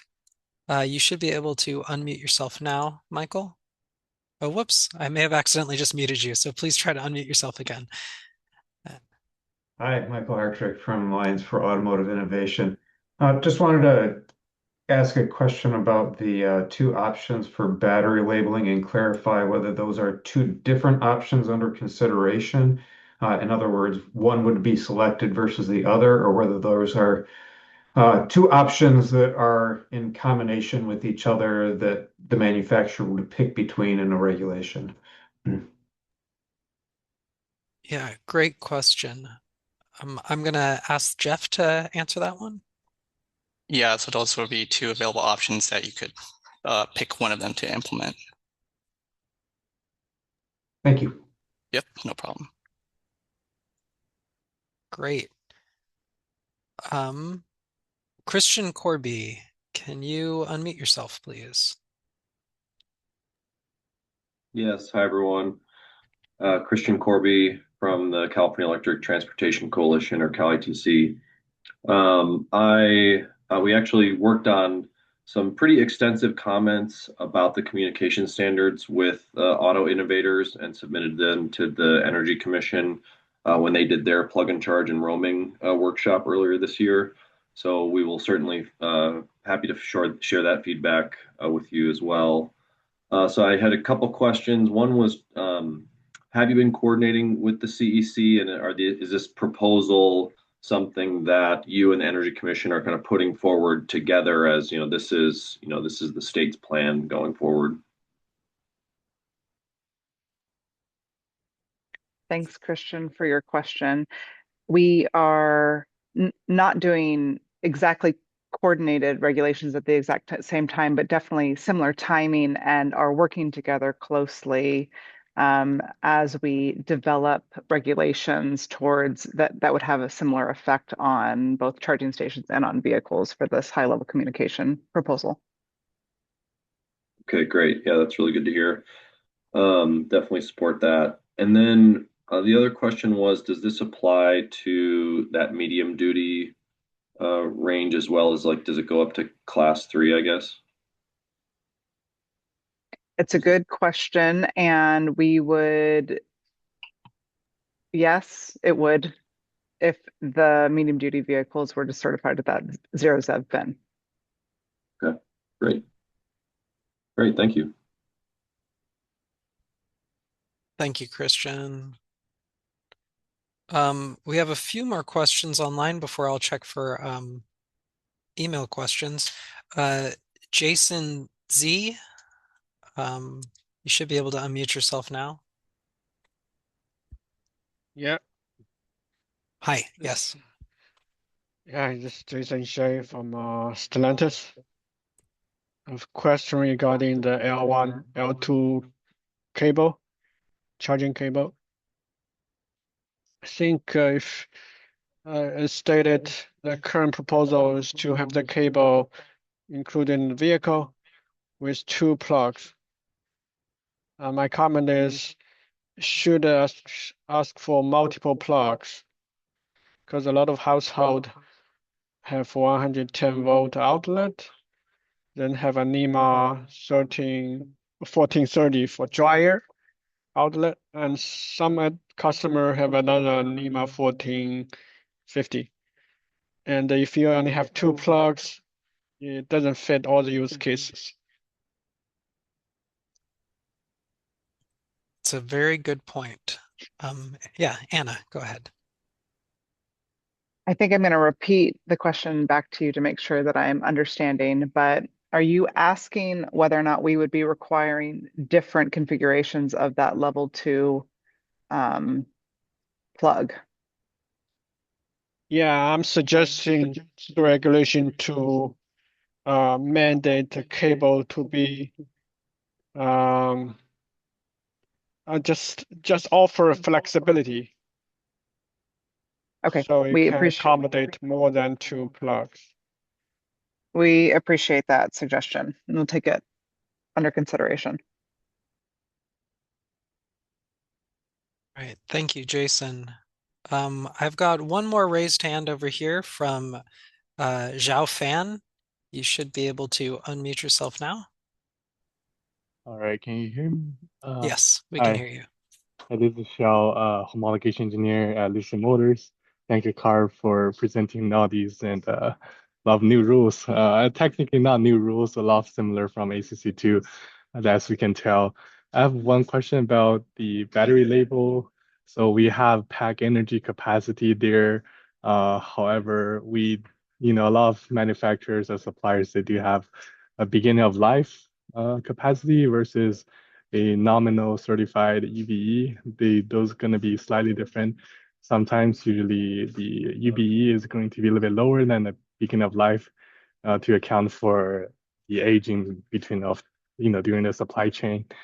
So I wonder if there's going to be some differentiation or some flexibility about the pack energy capacity.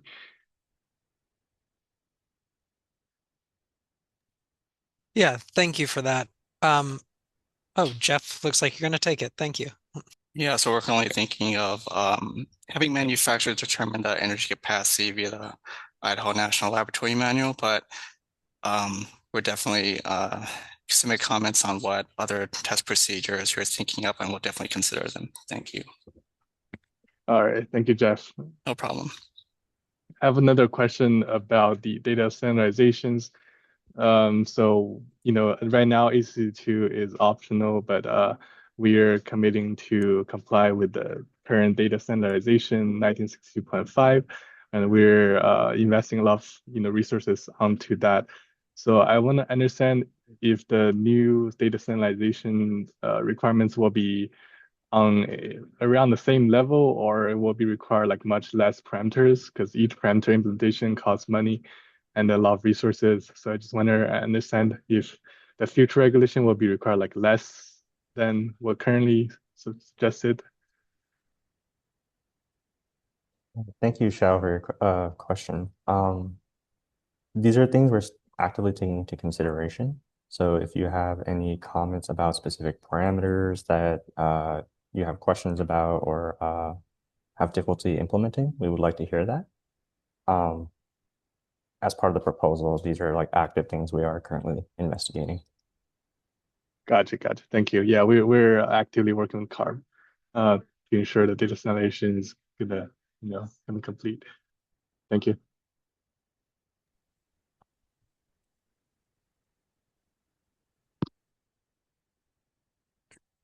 Thank you for your questions. I'm not seeing any more on the call, and I don't believe we have questions in the email currently either. So I think we're ready to move on to the next part of our presentation.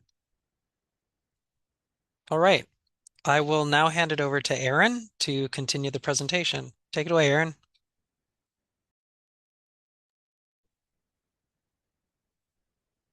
Thanks, Dan.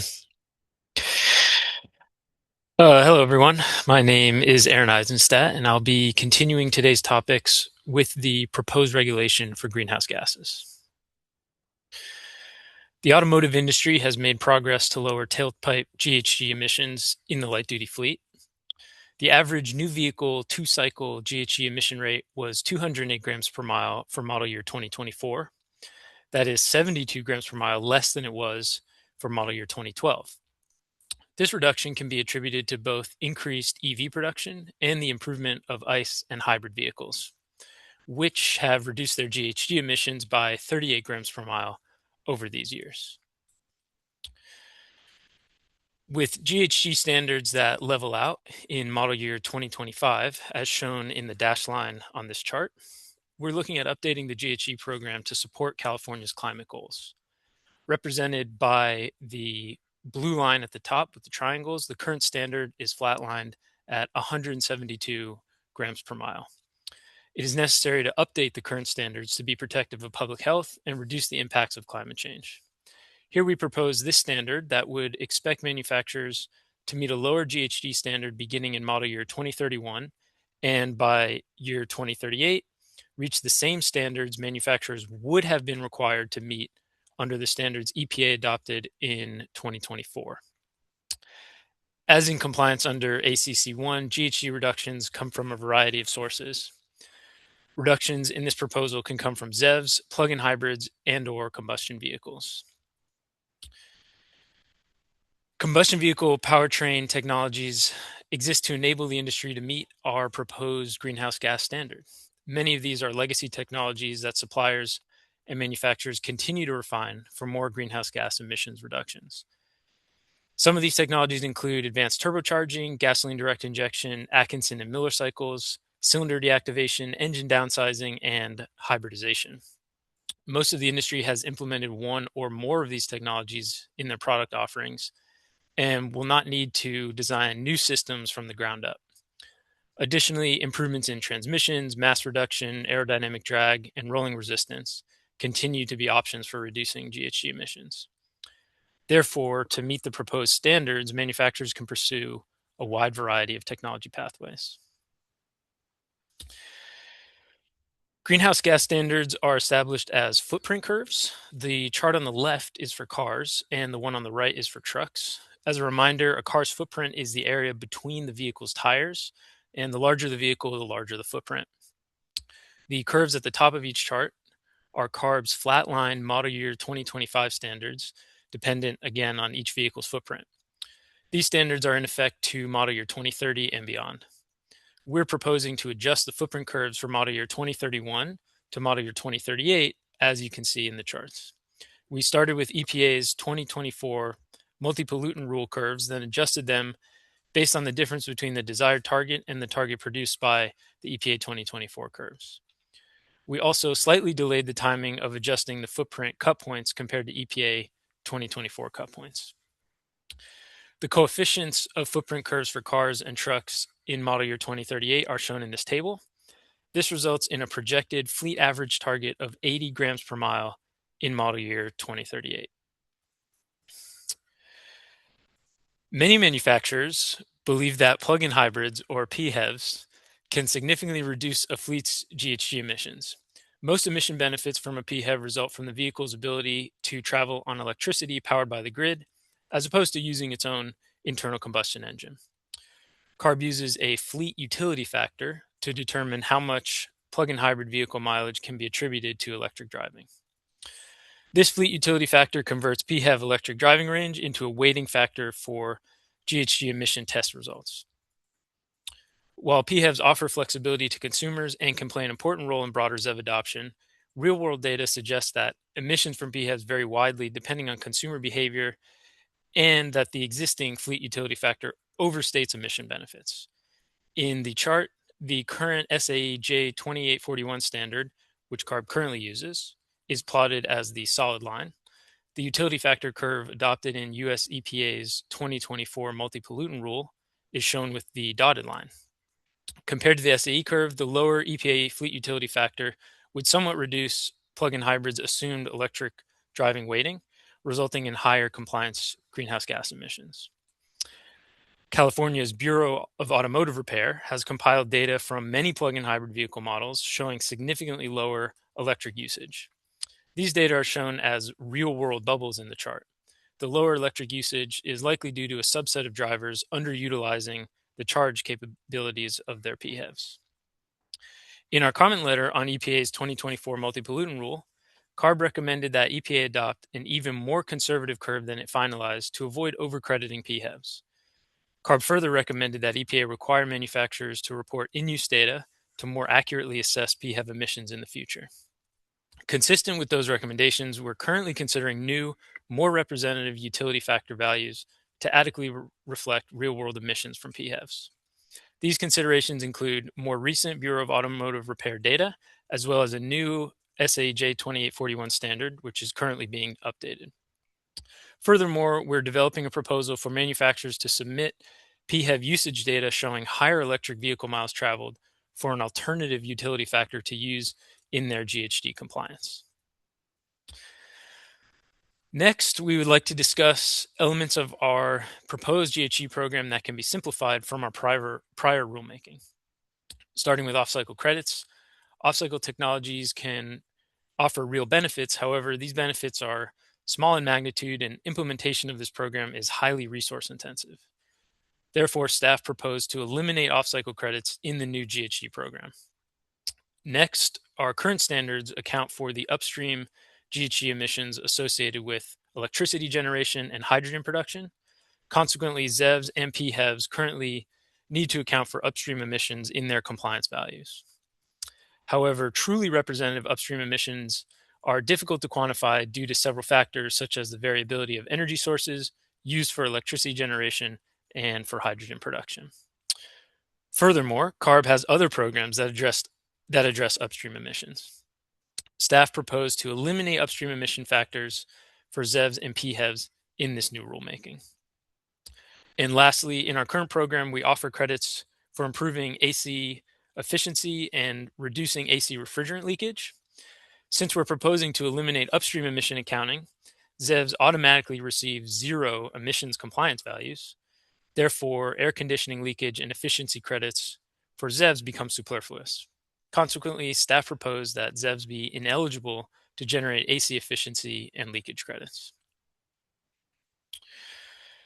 Staff is seeking input on the following items. First, as with our proposed light-duty NMOG plus NOx fleet average standards, we're seeking input on whether CARB should consider a shorter phase-in for our proposed GHG standards to achieve more reduction sooner. We're also seeking input to further refine our proposal for the treatment of plug-in hybrid vehicles, including additional data sources for PHEV electric vehicle miles traveled, and an optional pathway for creating manufacturer-specific utility factors based upon standardized vehicle data or onboard diagnostic parameters submitted by the respective manufacturer. Lastly, as with other standards, we're interested in hearing input on alternative pathways to support compliance that still achieve our goals, along with input on how to reward manufacturers for any early action prior to the start of the program. And with that, I'll hand it back over to Dan for Q&A. Thanks, Aaron. We're now going to move into our third Q&A break of the day. Once more, if you're on Zoom, use the raise hand function and you'll get added to the queue. And then if you're on a phone, press *9 to be added to the queue, *6 to unmute. Please send your written questions to cleancars, that's cleancars@arb.ca.gov. And if your question is about the presentation, please include a slide number. And again, we'll alternate between answering questions from Zoom and questions from the Clean Cars email box. Once more, please share your name and your affiliation before you ask your question. I think we'll start off this Q&A with the email box, though. So I'm going to hand it over to Alyssa to address that question. Thank you, Dan. In the email, we've received an email from Craig Knight from Zinger Vehicles. What is CARB's consideration for the impact of the proposed regulatory requirements on small volume manufacturers? Is CARB open to or expecting communication on the impacts with respect to regulatory content and the introduction timeline? I'll pass it over to Belinda. Hi, Craig. Yes, I'm assuming this is a question for all of the programs, and not just GHG specifically, but I think in general, yes, we are still thinking about how to accommodate the small volume manufacturers, whether it's a less stringent standard or if it's a more kind of prolonged timeline, but we're still open to feedback on those points. I think on the GHG topic specifically, currently manufacturers have that option of sort of specifying the comparable vehicle footprint curve. And I think we are looking to move away from that just because it has been very resource intensive. So kind of keep that in mind in your feedback. Thank you.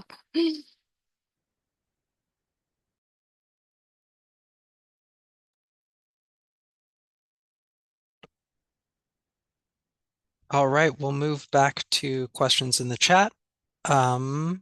We had a few raised hands come up while we were answering that one. So let's go to Barbara Weber. You should be able to unmute yourself now. Yes, hello, can you hear me? Yes, we can. Great, thank you. So my name is Barbara Weber. I'm based in Santa Monica, and I'm the California field organizer for Moms Clean Air Force. We're a community of more than 1.6 million moms, dads, caregivers nationwide united against air pollution to protect our children's health. And personally, I organize our 140,000,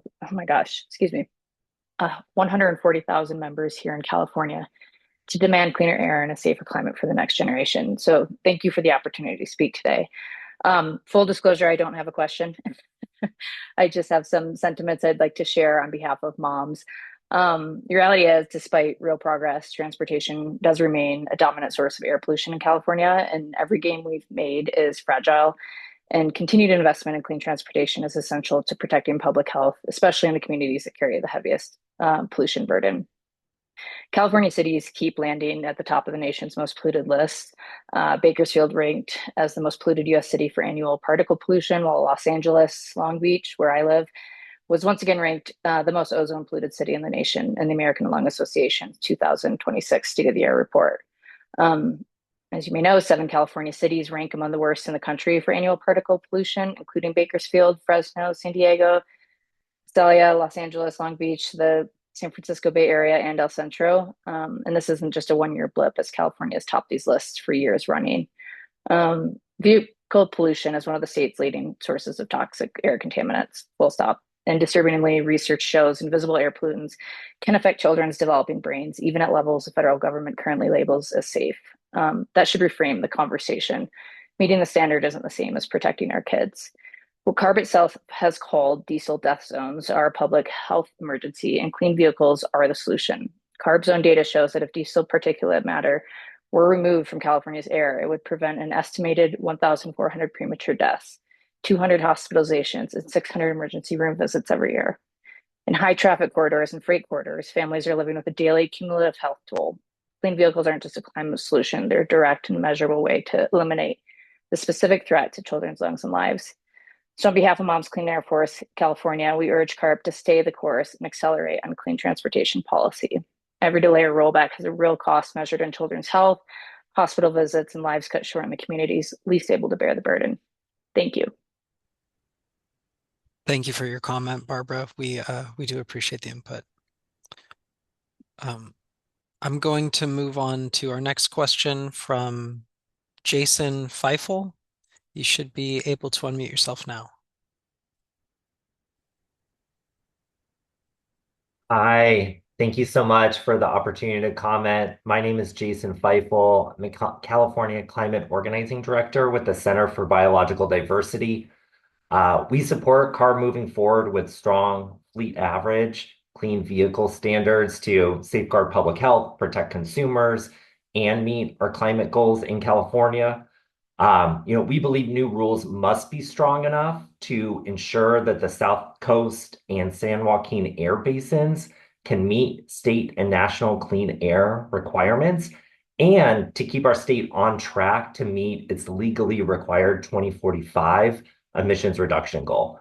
And so my question is, will CARB be doing an analysis to show where this proposal of 80 grams of CO2 per mile for a fleet average in model year 2038 put California in reference to its 2045 emissions reduction goal? Thank you.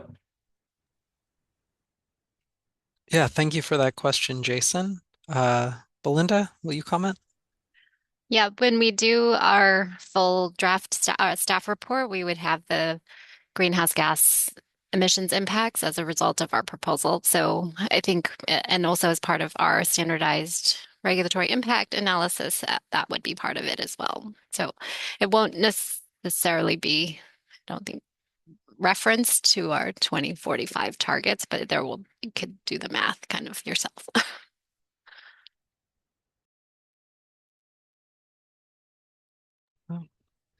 Thank you. We'll take our next question from David Reichmuth. You should be able to unmute yourself now. Hi, yeah, my name is David Reichmuth from the Union of Concerned Scientists. I'd like to thank CARB for and staff for their work on this important issue. Specific comments on this is one is that I think that we should look at having a faster phase-in of targets, especially given the delay for when these targets will go uh, in be approved, and that technology for both conventional vehicles and electric vehicles is advancing significantly over that time, and that you could start at a lower fleet average target. We also think it's important that the footprint curves for the trucks are closer to the curve of the cars, that there's not a justification with the current mix of vehicles to have such a large difference between trucks and cars, and that could be lowered to reduce emissions.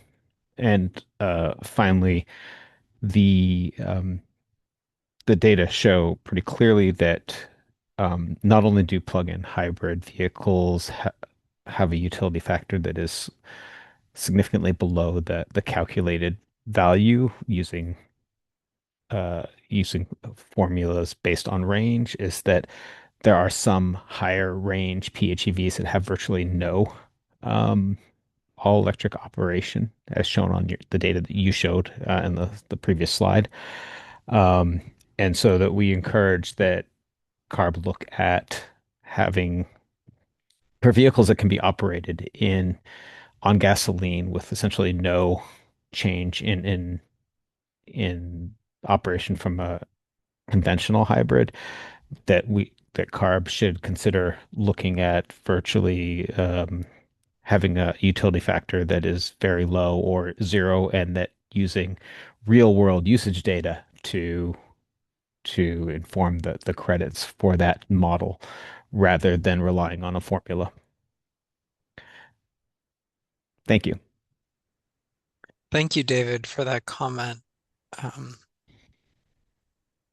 We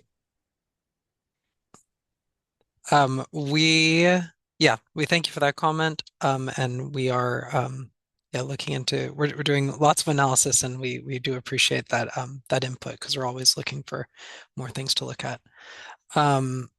We're going to move on to our next question from Ryland Lee.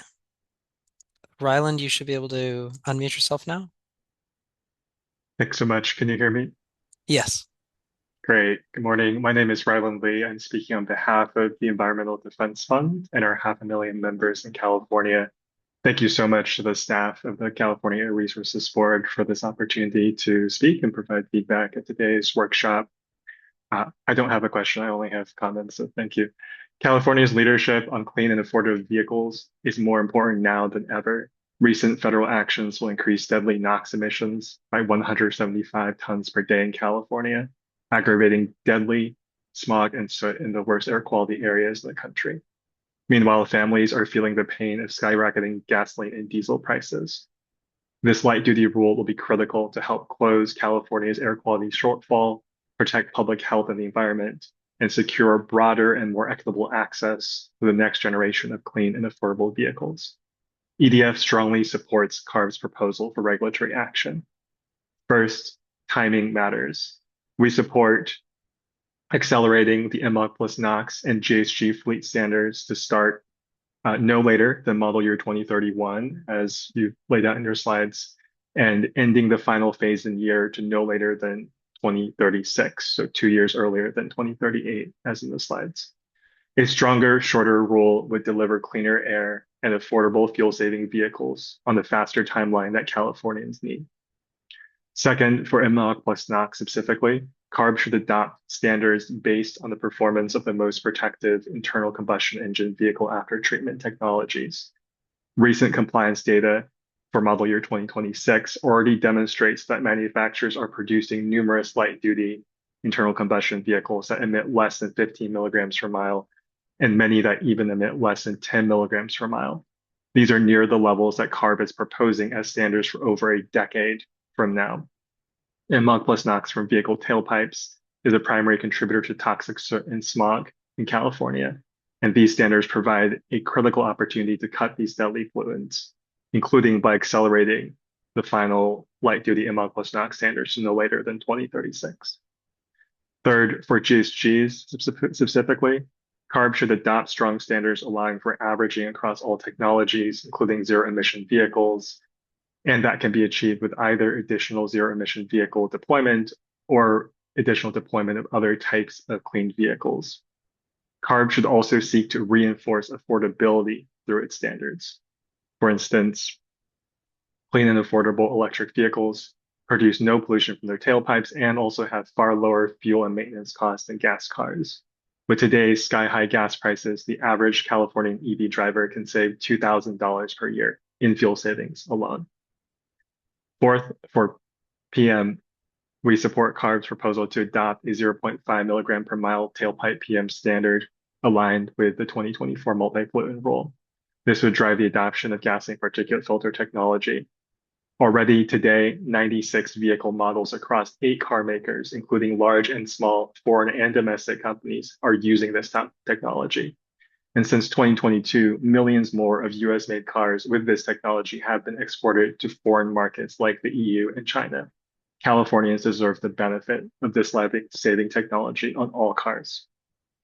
We also support the new breakware standards to reduce non-exhaust PM pollution, which is the largest source of light-duty vehicle PM today.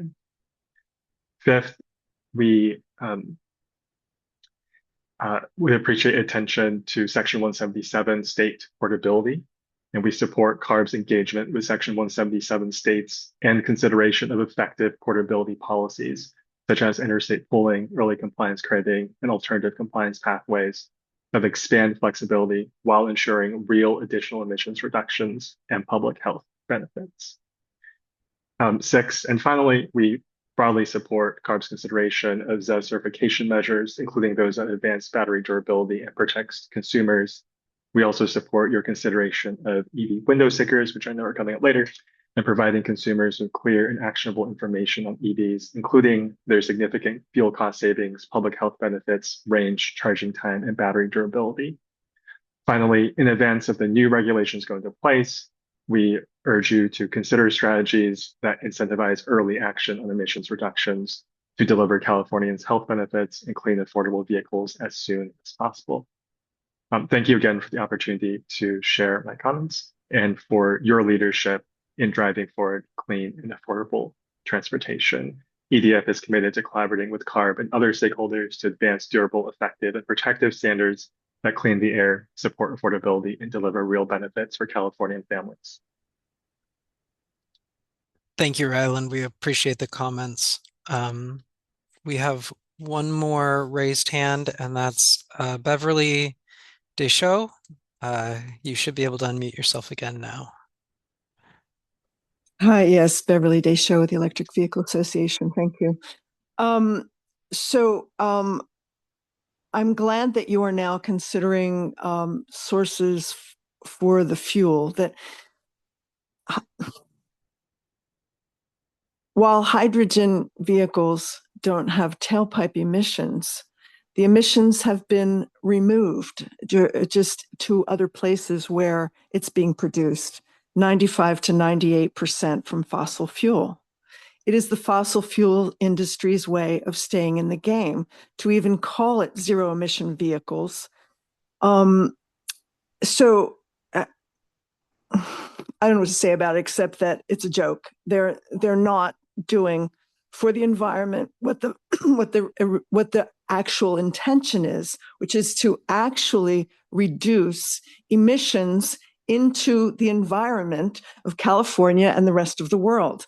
So I don't know what you want to do about that, but I appreciate the science guys from anyway, the UCS and EDF saying and agree with them that we need to accelerate the adoption of electric vehicles, especially as our grid is continuously reducing its emissions.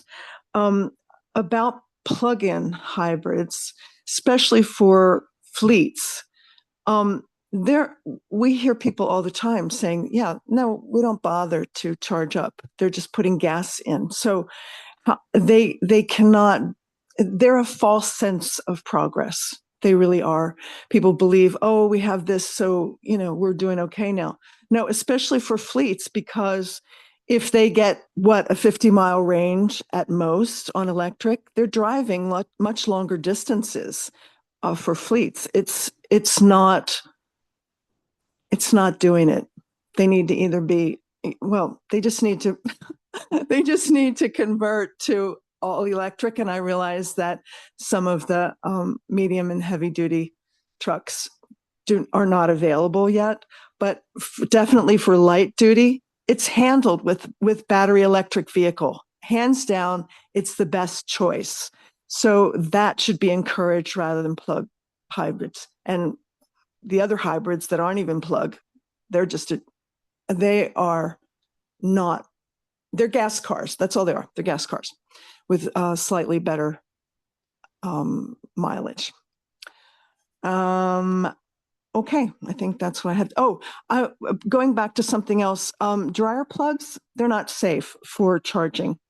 As much as we would like to believe that, they're just not heavy duty enough. Somebody else made a comment about that earlier, and I just wanted to note that they're for sustained use for charging, they're not safe. So, thank you. Thank you again for your comment, Beverly. In light of the last three comments, I'll just reiterate that we do have that formal written comment submittal portal open. Of course, we appreciate your verbal comments, but to just if you're really looking for a way to comment again, I would encourage you to write down these comments and submit them through that portal as well. We have a few more questions. John Michael Parkin, I'll allow you to talk now, and you should be able to unmute yourself. Hi, how are you? John Doing Michael well. Parkin with Providence Entertainment. I just wanted to maybe express a little frustration as well, along with Beverly. Hydrogen is not a fossil fuel. 95% of the hydrogen that's available in the state of California for transportation is renewable. And I, along with 9 other people, drove our 6 vehicles from the border of Mexico and California up to Vancouver, Canada, as fast as any fossil fuel vehicle. And we stopped at a place in Douglas County, Washington State, where they're making like 2,000 tons of 100% green hydrogen per day that's coming off a dam on the Colorado River. They can fill 400 to 600 vehicles or over 33 trucks at that one particular location, and they actually have another dam. And we actually filled our 6 vehicles to 100% capacity faster than 2 BEV vehicles that were right in the same parking lot next to us trying to charge to 80% capacity. So there are a lot of benefits for hydrogen fuel cell vehicles. And, she mentioned China earlier. China in December alone put 700 medium and heavy duty hydrogen fuel cell electric vehicles on the road. So I just wanted to state that and just say that yes, we need battery electric vehicles. We also need uh, fuel cell electric vehicles, which have proven to be far superior in terms of weight and charge time, and especially scarce mineral resource acquisition, such as lithium and cobalt. Toyota put 70 Mirais on the road for every single 85 kilowatt hour battery electric vehicle. So, and also somebody mentioned that I think it was Beverly that batteries were recyclable. They're not economically recyclable, but a fuel cell vehicle will clean the air as you drive. And I just want CARB to keep that in mind. I appreciate what you guys are doing, and I want you to keep up the good work and don't forget about the hydrogen fuel cell guys because it's not just Toyota, Honda, and Hyundai that are behind this. It's GM, Ford, Daimler, Volkswagen, BMW, even Mazda. So every major manufacturer out there and their subsidiaries has a hydrogen fuel cell vehicle, and they're all working on class 6, 7, and 8 vehicles as well. Thank you for your comment, John. We Yeah. appreciate it. I have one more question. Jason Zimbler, you should be able to unmute yourself now.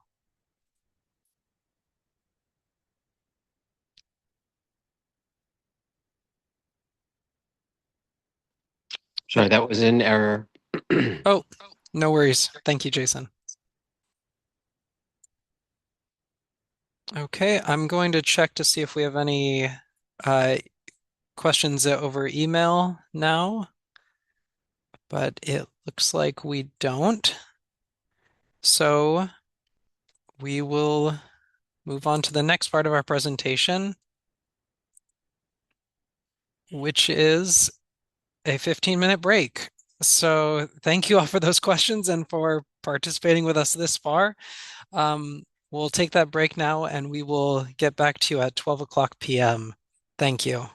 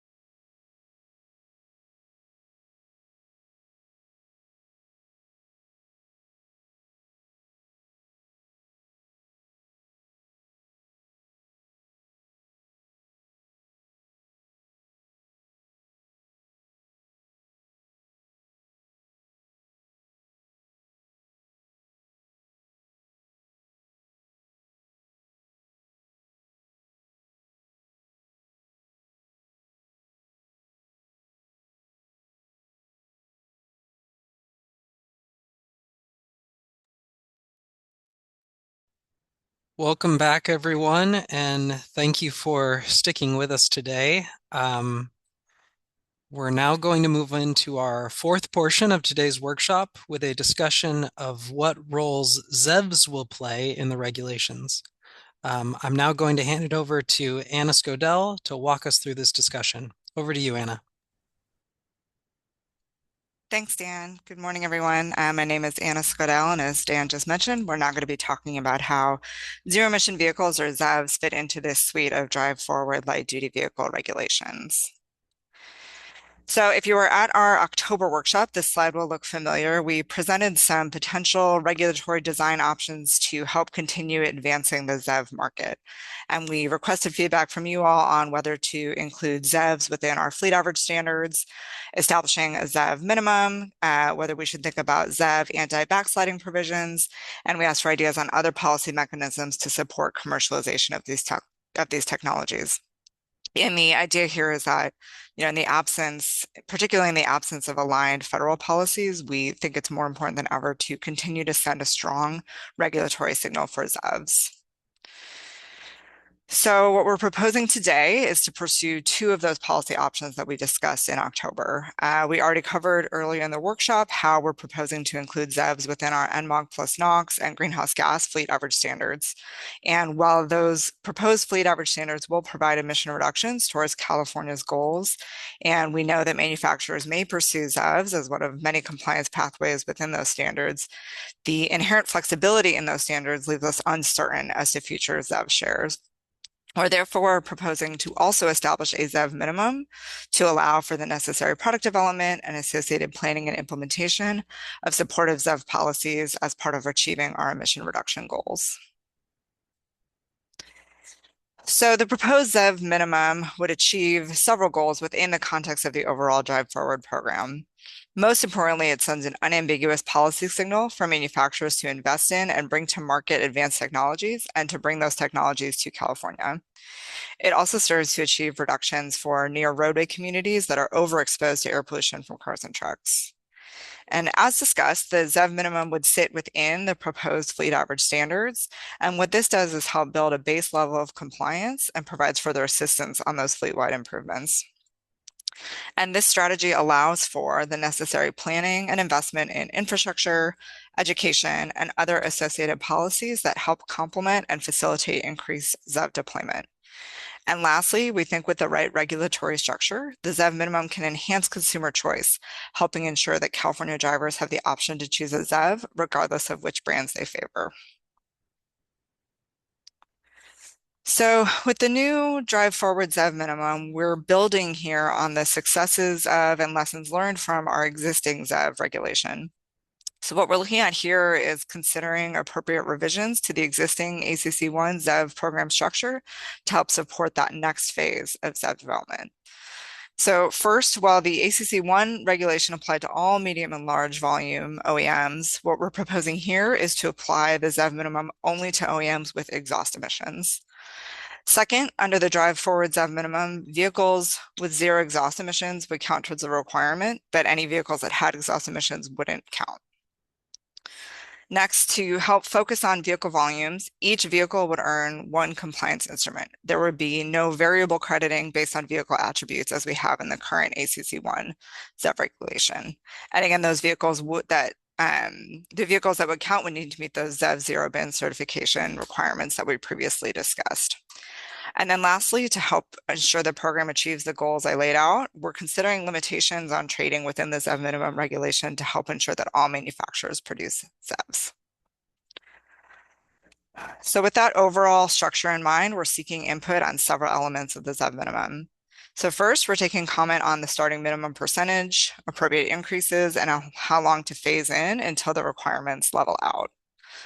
And we are looking at eliminating ACC1 credit banks. So we're also thinking through and looking for input on appropriate flexibilities to accommodate variation in manufacturer product development and sales trends while still achieving the regulatory goals. So this could include things like banking provisions, trading limitations, which I mentioned, and the ability for manufacturers to pool compliance with other states that choose to adopt California's standards. Next, we're looking for input on whether and how we should incorporate a mechanism for manufacturers that opt to comply early with our regulation prior to its onset. And given that manufacturers have optionally earned vehicle values under Advanced Clean Cars 2, how should those be treated in the new regulation? We're also interested in hearing ideas for alternative compliance mechanisms that still support the ZEV market, but for manufacturers that may otherwise fall short of the ZEV minimum. And lastly, we're thinking through ways to streamline reporting for manufacturers to make it easier for those that are above that minimum requirement. And with that, I'll hand it back to Dan for Q&A. Thanks, Anna. We're now going to move into our fourth Q&A break of the day.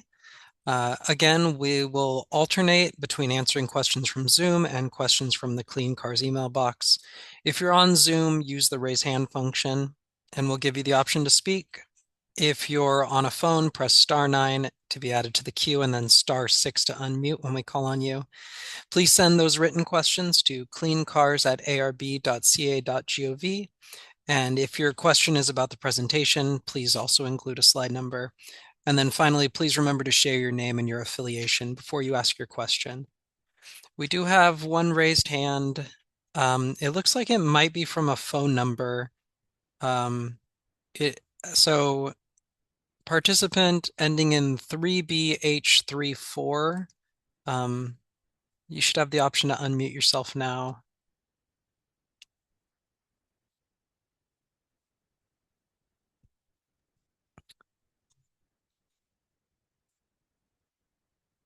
Looks like you're unmuted. Oh, this is Chris McCarthy from Ford. Can you hear me? Hi, yes, we can. Hi, actually, our question was about some of the criteria things, so we could wait until the last question session, if that's all right. We were put in the queue a while ago. Oh, my apologies. Okay, thank you. We'll hold off then.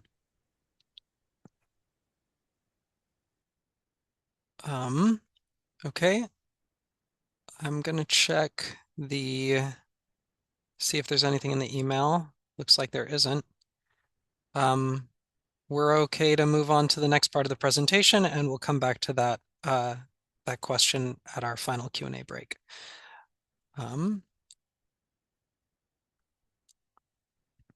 So next, we'll hand it back to Jeff, who will continue our presentation with the window sticker requirements. So over to you, Jeff.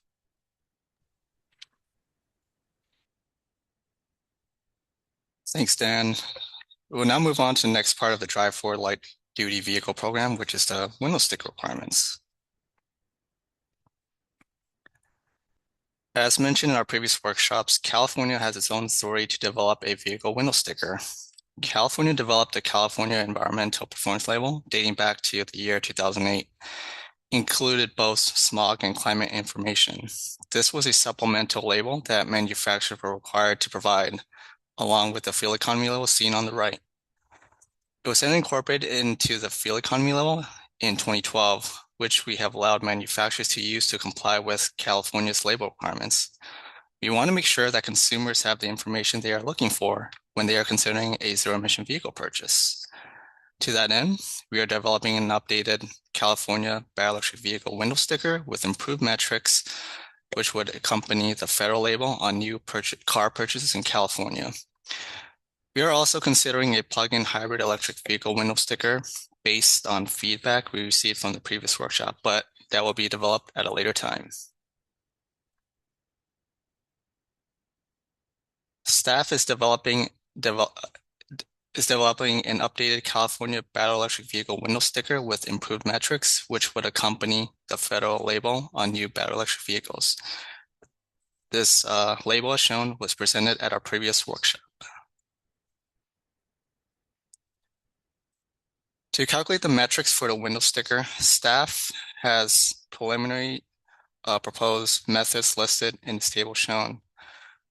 First, for the highway range at 70 miles per hour, staff proposes to use calculations incorporated into the most recent version of SE J1634, which is a test procedure that manufacturers use to determine the electric driving range.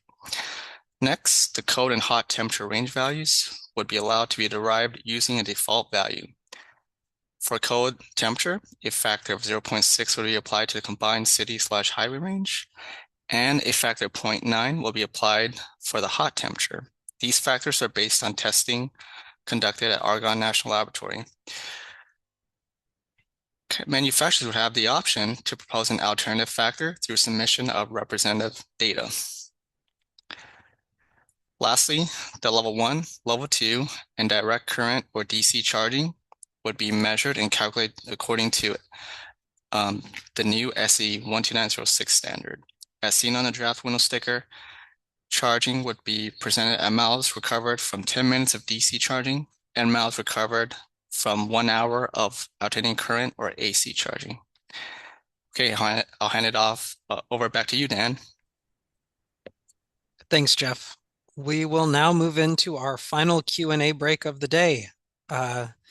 Again, that information one more time. We'll answer questions from Zoom and the Clean Cars email box. If you're on Zoom, please use the raise hand function. And if you're on the phone, that's going to be *9 to be added to the queue, and then *6 to unmute. Written questions can go to cleancars@arb.ca.gov. If the question is about the slides, please present the slide number. And then please share your name and your affiliation before speaking. And again, if there are any questions from any of the previous sections of the slides, please feel free to raise your hand and ask them now or send them in. So I will give, I believe it was Ford, that option to speak again. So go ahead and unmute yourself now. Hello, this is Chris from Ford. Can you hear us all right? Chris, yes, go ahead. All right, appreciate the opportunity. I have two questions focused on criteria. The first, we saw the class 2B and 3 proposed bin levels. Are there any proposals to modify the light duty bin levels, or are they going to remain from a different program? Yeah, thanks, Chris. I'll ask Belinda to comment on that. I can comment on it. Oh, thank you, Ugo. No problem. The bin levels for light duty will be largely the same as the previous rule, with the addition of a 15 milligram bin at the low end. But it'll be 15 milligrams, 20, 25, 30, 50, and 70 as the finalized structure in model year 2038. Well, is that the LEV 3 or LEV 4 when you say previous rule? LEV 4. Okay, thank you for that. I had a second question. Can you elaborate on, I think someone mentioned the PHEV emission discount, talking about the overall fleet requirement for the criteria, but I didn't see any detail on the slides. Could you get some more context on that? Yeah, so we're still working on what that contribution factor will be and how to accurately represent PHEV's electric-only portion of driving. But essentially, it will boil down to a discounted NMOP plus NOx emission rate for the PHEVs if they qualify for the discount based on certain factors like all electric range or USO6 capable emissions, or sorry, all electric emissions. Okay, and I appreciate that. One final question then. In general, will there be another opportunity to provide comment after the July, I believe you mentioned 17th, with the understanding that there's a lot of details here that if this is the final proposal that we'd want to have before giving final comments on. Thank you. Yes, I believe there will still be a comment period available for you to comment and leave feedback for us, and we're very interested in what you have to say. Yeah, it's in addition to kind of the informal workshop comments, there's also always the 45-day public comment period once the staff report has been released. But if you'd like to schedule a meeting with us to talk one-on-one on anything, please email us.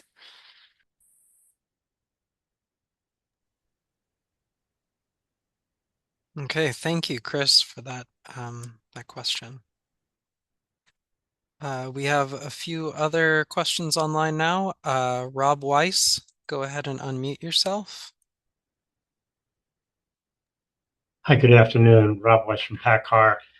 Slide 68, and also back during the ZEV Zero bin discussion, there's reference to using an updated or 2026 version of SAE J1634 for range calculation. Now, previously, CARB did not allow for anything after 2018 version of J1634 because it allowed for battery conditioning. So I'm just kind of curious what changed there in the thinking to allow the latest version of 1634. Yeah, thank you for that question, Rob. I'm going to ask my colleague Syed to take a crack at that one. Hi, yeah. So we actually did allow a version 2021 in the previous rulemaking. However, we did caveat that battery they weren't allowed to use the thermal preconditioning provision within that requirement. And then version 2026 has similar requirements to version 2017. So we're still in line with our previous guidance. Thank you. Thank you. Thank you. We will move on to our next question. Zhao Fan, you should be able to unmute yourself now. Yeah. Can you hear me? Yes. All right, I just have a quick question about the label showing in the slide 67. We've seen this label from last year's workshop. Is there a timeline for this particular proposal? Because other I see is around 2031 for like big emission stuff, but this one seems easier to implement. And I wonder what's the timeline for this? Thanks for that question. For now, we would be aligning with the other proposals and proposing a 2031 model year start date, but taking comment on if we could, push up that implementation earlier. Gotcha. Thank you. Yeah. Thank you, Zhao. Guy Hall, you should be able to unmute yourself now. Oh, but I may have just muted you accidentally, so try again. Okay. There we go. I think that's correct. Thank you. Guy Hall with the Sacramento Electric Vehicle Association. Glad to see that this drops back. Unfortunately, a few slides I missed the prior Q&A session. But the trading of ZEV credits I'm glad to see that. I'm a little puzzled or confused. Will automakers that only produce ZEVs allowed to trade their credits? Yeah, thank you for that question, Guy. I'll ask Anna to comment on that. Yeah, thanks, Guy. The way that we're thinking about it right now is under the way that the Advanced Clean Cars 1 regulations are structured, we have unlimited credit trading across the 2 fleet average standards as well as the ZEV regulation. And what we're scoping out here today, and of course this is all preliminary and we're looking for comment, is continuing with the trading provisions as they are in the NMOG plus NOx and greenhouse gas fleet average standards, but limiting the trading within the ZEV regulation. And the thinking there is to kind of go a little bit beyond the way that the structure currently lies and to help ensure that all manufacturers are making ZEVs. And so that's the way that we're currently proposing it today, and we're certainly taking input on the extent to which we should limit that trading, whether we should limit it, and the rest of the flexibilities that would go into that regulation. I apologize for getting lost in some of the technical details there, but you're implying though that again, companies like Lucid and others would be locked out of that because of those issues of participating in ZEV credit trading? So the way that we're scoping out the drive forward ZEV regulation minimum is that we would be proposing to limit it just to manufacturers that that have exhaust emissions. So the ZEV-only manufacturers would not be included. That means they wouldn't have a requirement to make ZEVs under the ZEV regulation. They would still contribute towards the greenhouse gas and NMOG plus NOx fleet average standards. But we're certainly open to, this is our first time putting that out. And so we're looking forward to hearing input from folks on whether that's the right approach to meet those goals on the ZEV regulation.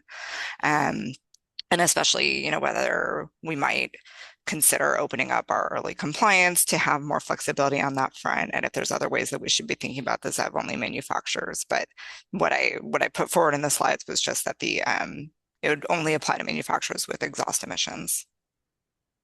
So it seems kind of punitive to those that are just going full bore into a ZEV-only direction, I guess. So it's a little surprising to me.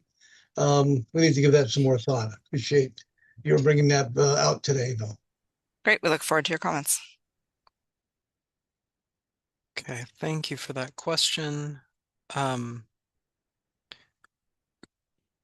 Chris with Ford, your hand is still up. Is that just from last time, or?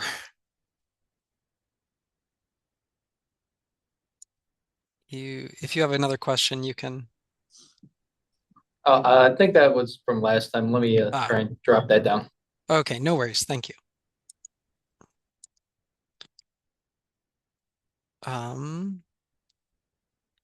Chris Nevers, you should be able to unmute yourself now. Great, thank you. And thanks for the work on this. I had two questions. First, could you go back to the cold and hot adjustment for label range? And the question I had was in this slide. It was the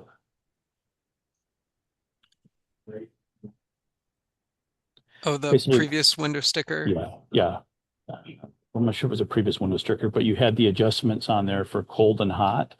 And the question I had is you had, I believe it was 0.6 multiplier for cold and 0.9 for hot applied to the city highway range. I'm assuming, or maybe I shouldn't assume, is that the city highway 5-cycle range or is that the city highway raw range? That's my first question. And then the second question is, I guess a comment to your earlier commenters' comments were, does this inability to trade incentivize ZEV manufacturers to produce one ICE vehicle? That's a little tongue in cheek, but those are my two questions. Thank you. Thank you.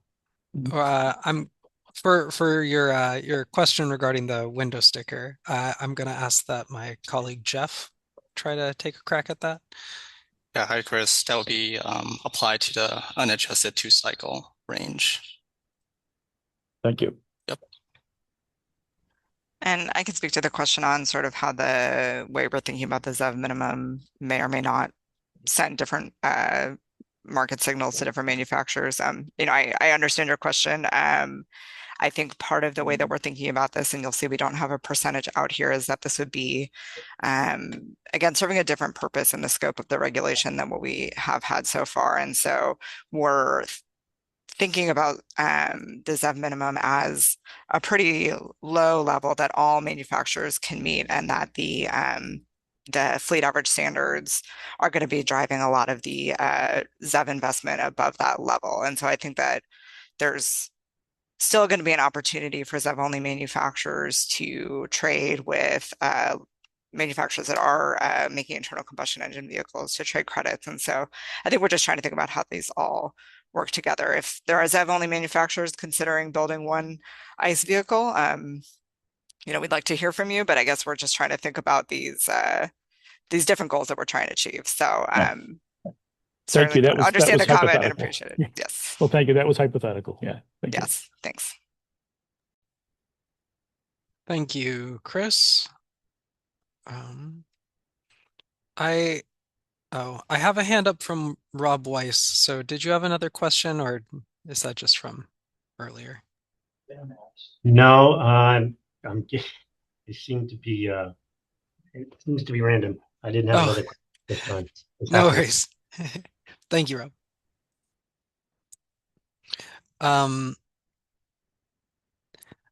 I have one more question in the chat on Zoom here, and I apologize if I mispronounce your name. Jagadashing Singh Bias. If you could unmute yourself now. Hello. Yeah, thank you. You were close in pronunciation. Thank you. Thank you.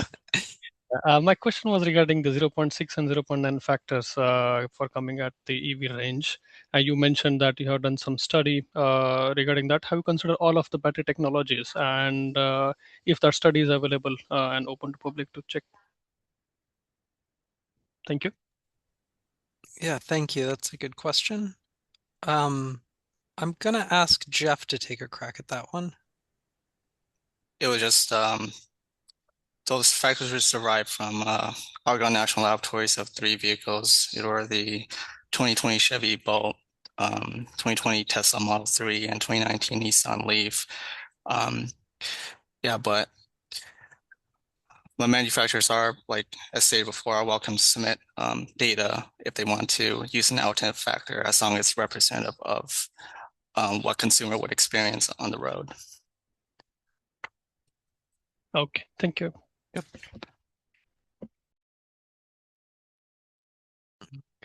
I would also like to add that manufacturers, as part of our proposal, can optionally earn a different utility factor if they have technology that shows more favorable range results when conducting the test.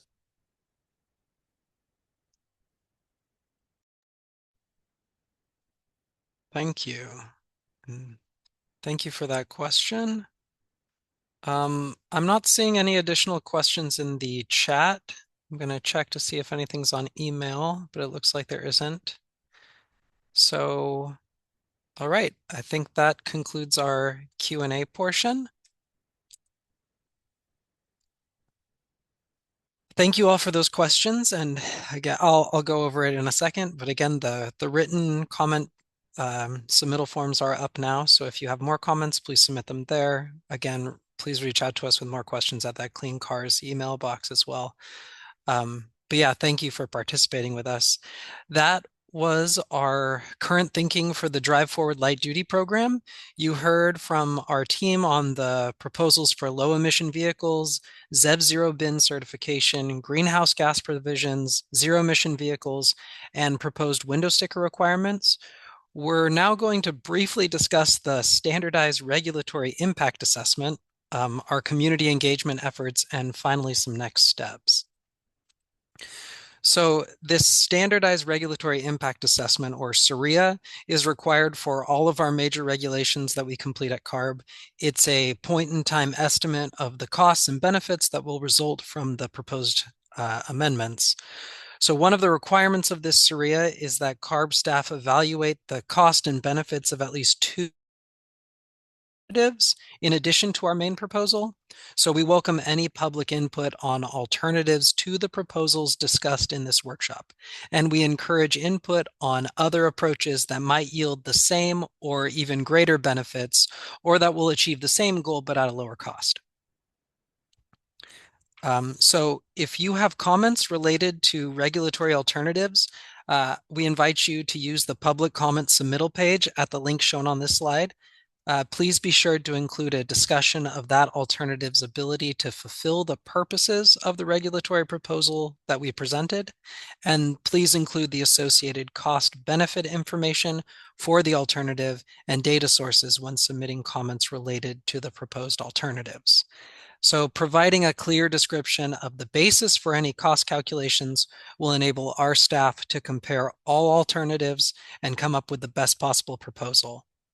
Again, the public comment submittal page is open as of today, and it will remain open until July 17th. So please submit those regulatory alternatives if you have them. Next, we want to take a moment to talk through our Drive Forward outreach strategies. In an effort to be transparent, we'll discuss our outreach plan and how we are using CARB's community engagement model. Our goal is to meaningfully engage with you throughout this process to create a better program in the end. With a focus on listening, CARB hopes to build greater trust and build lasting partnerships with the communities we serve. We want to ensure community priorities are reflected in our work and that every Californian benefits from the state's clean air and climate goals, ensuring that our regulations are practical, effective, and also equitable. CARB values the involvement and engagement of our community partners, but we also acknowledge that our engagement efforts have not always been robust or consistent. Additionally, CARB staff had voiced the need to support the development of tools to integrate equitable community engagement into our work. So to meet these needs, CARB created the community engagement model. It's an agency-wide guide for staff. And this model helps our staff engage with communities, including diverse groups and those that were not reached in the past. So with that background in mind, CARB staff is committed to hosting in-person community meetings as these proposals develop. We will partner with community-based organizations to determine the specific needs for each meeting, considering time of day, language interpretation, and other considerations. And aside from these meetings, CARB staff is aware of other meetings that have already occurred or have been scheduled, and our light-duty program team has attended some of these meetings to answer your questions and get your feedback. And we plan to continue this moving forward. So one of the ways that CARB collects feedback is through the submission of public comments. As I've mentioned a few times now, the public comment submittal page is open as of today, and it will remain open until July 17th. This is a great way to share your comments with us, so please take advantage of this option. I've provided the link to the public comment webpage again on this slide. And of course, we would love to meet one-on-one with you to discuss your feedback and concerns, and we'd be happy to schedule meetings with any interested parties. So please reach out to the Clean Cars email address if you'd be interested in meeting with us. Some specific things that we will be looking for in comments we receive are opportunities to strengthen transparency and engagement as we move on with this proposal. We've already reached out to some of you and started this dialogue, and we're looking forward to continuing those conversations. We are striving to develop proposals that advance equity across all aspects of our program. So if you or your organization have any input that you believe will help us achieve our equity goals, we want to hear from you. So please reach out. Thank you to everyone who participated today for taking the time and sharing your input and sticking with us. For next steps, I'll reiterate one more time that written public comment portal is open right now, and it'll close on Friday, July 17th. So please submit your feedback. Again, we're available for one-on-one meetings, so please reach out to us at cleancars@arb.ca.gov. And finally, subscribe to our GovDelivery bulletin list to stay updated on this effort. And more information on our program is available at the link that was shared in the chat at the beginning of the webinar. So thank you again for your time today. We look forward to your continued partnership as our proposals continue to develop. But with that, that's our workshop today. So have a great day, everyone. And again, thank you.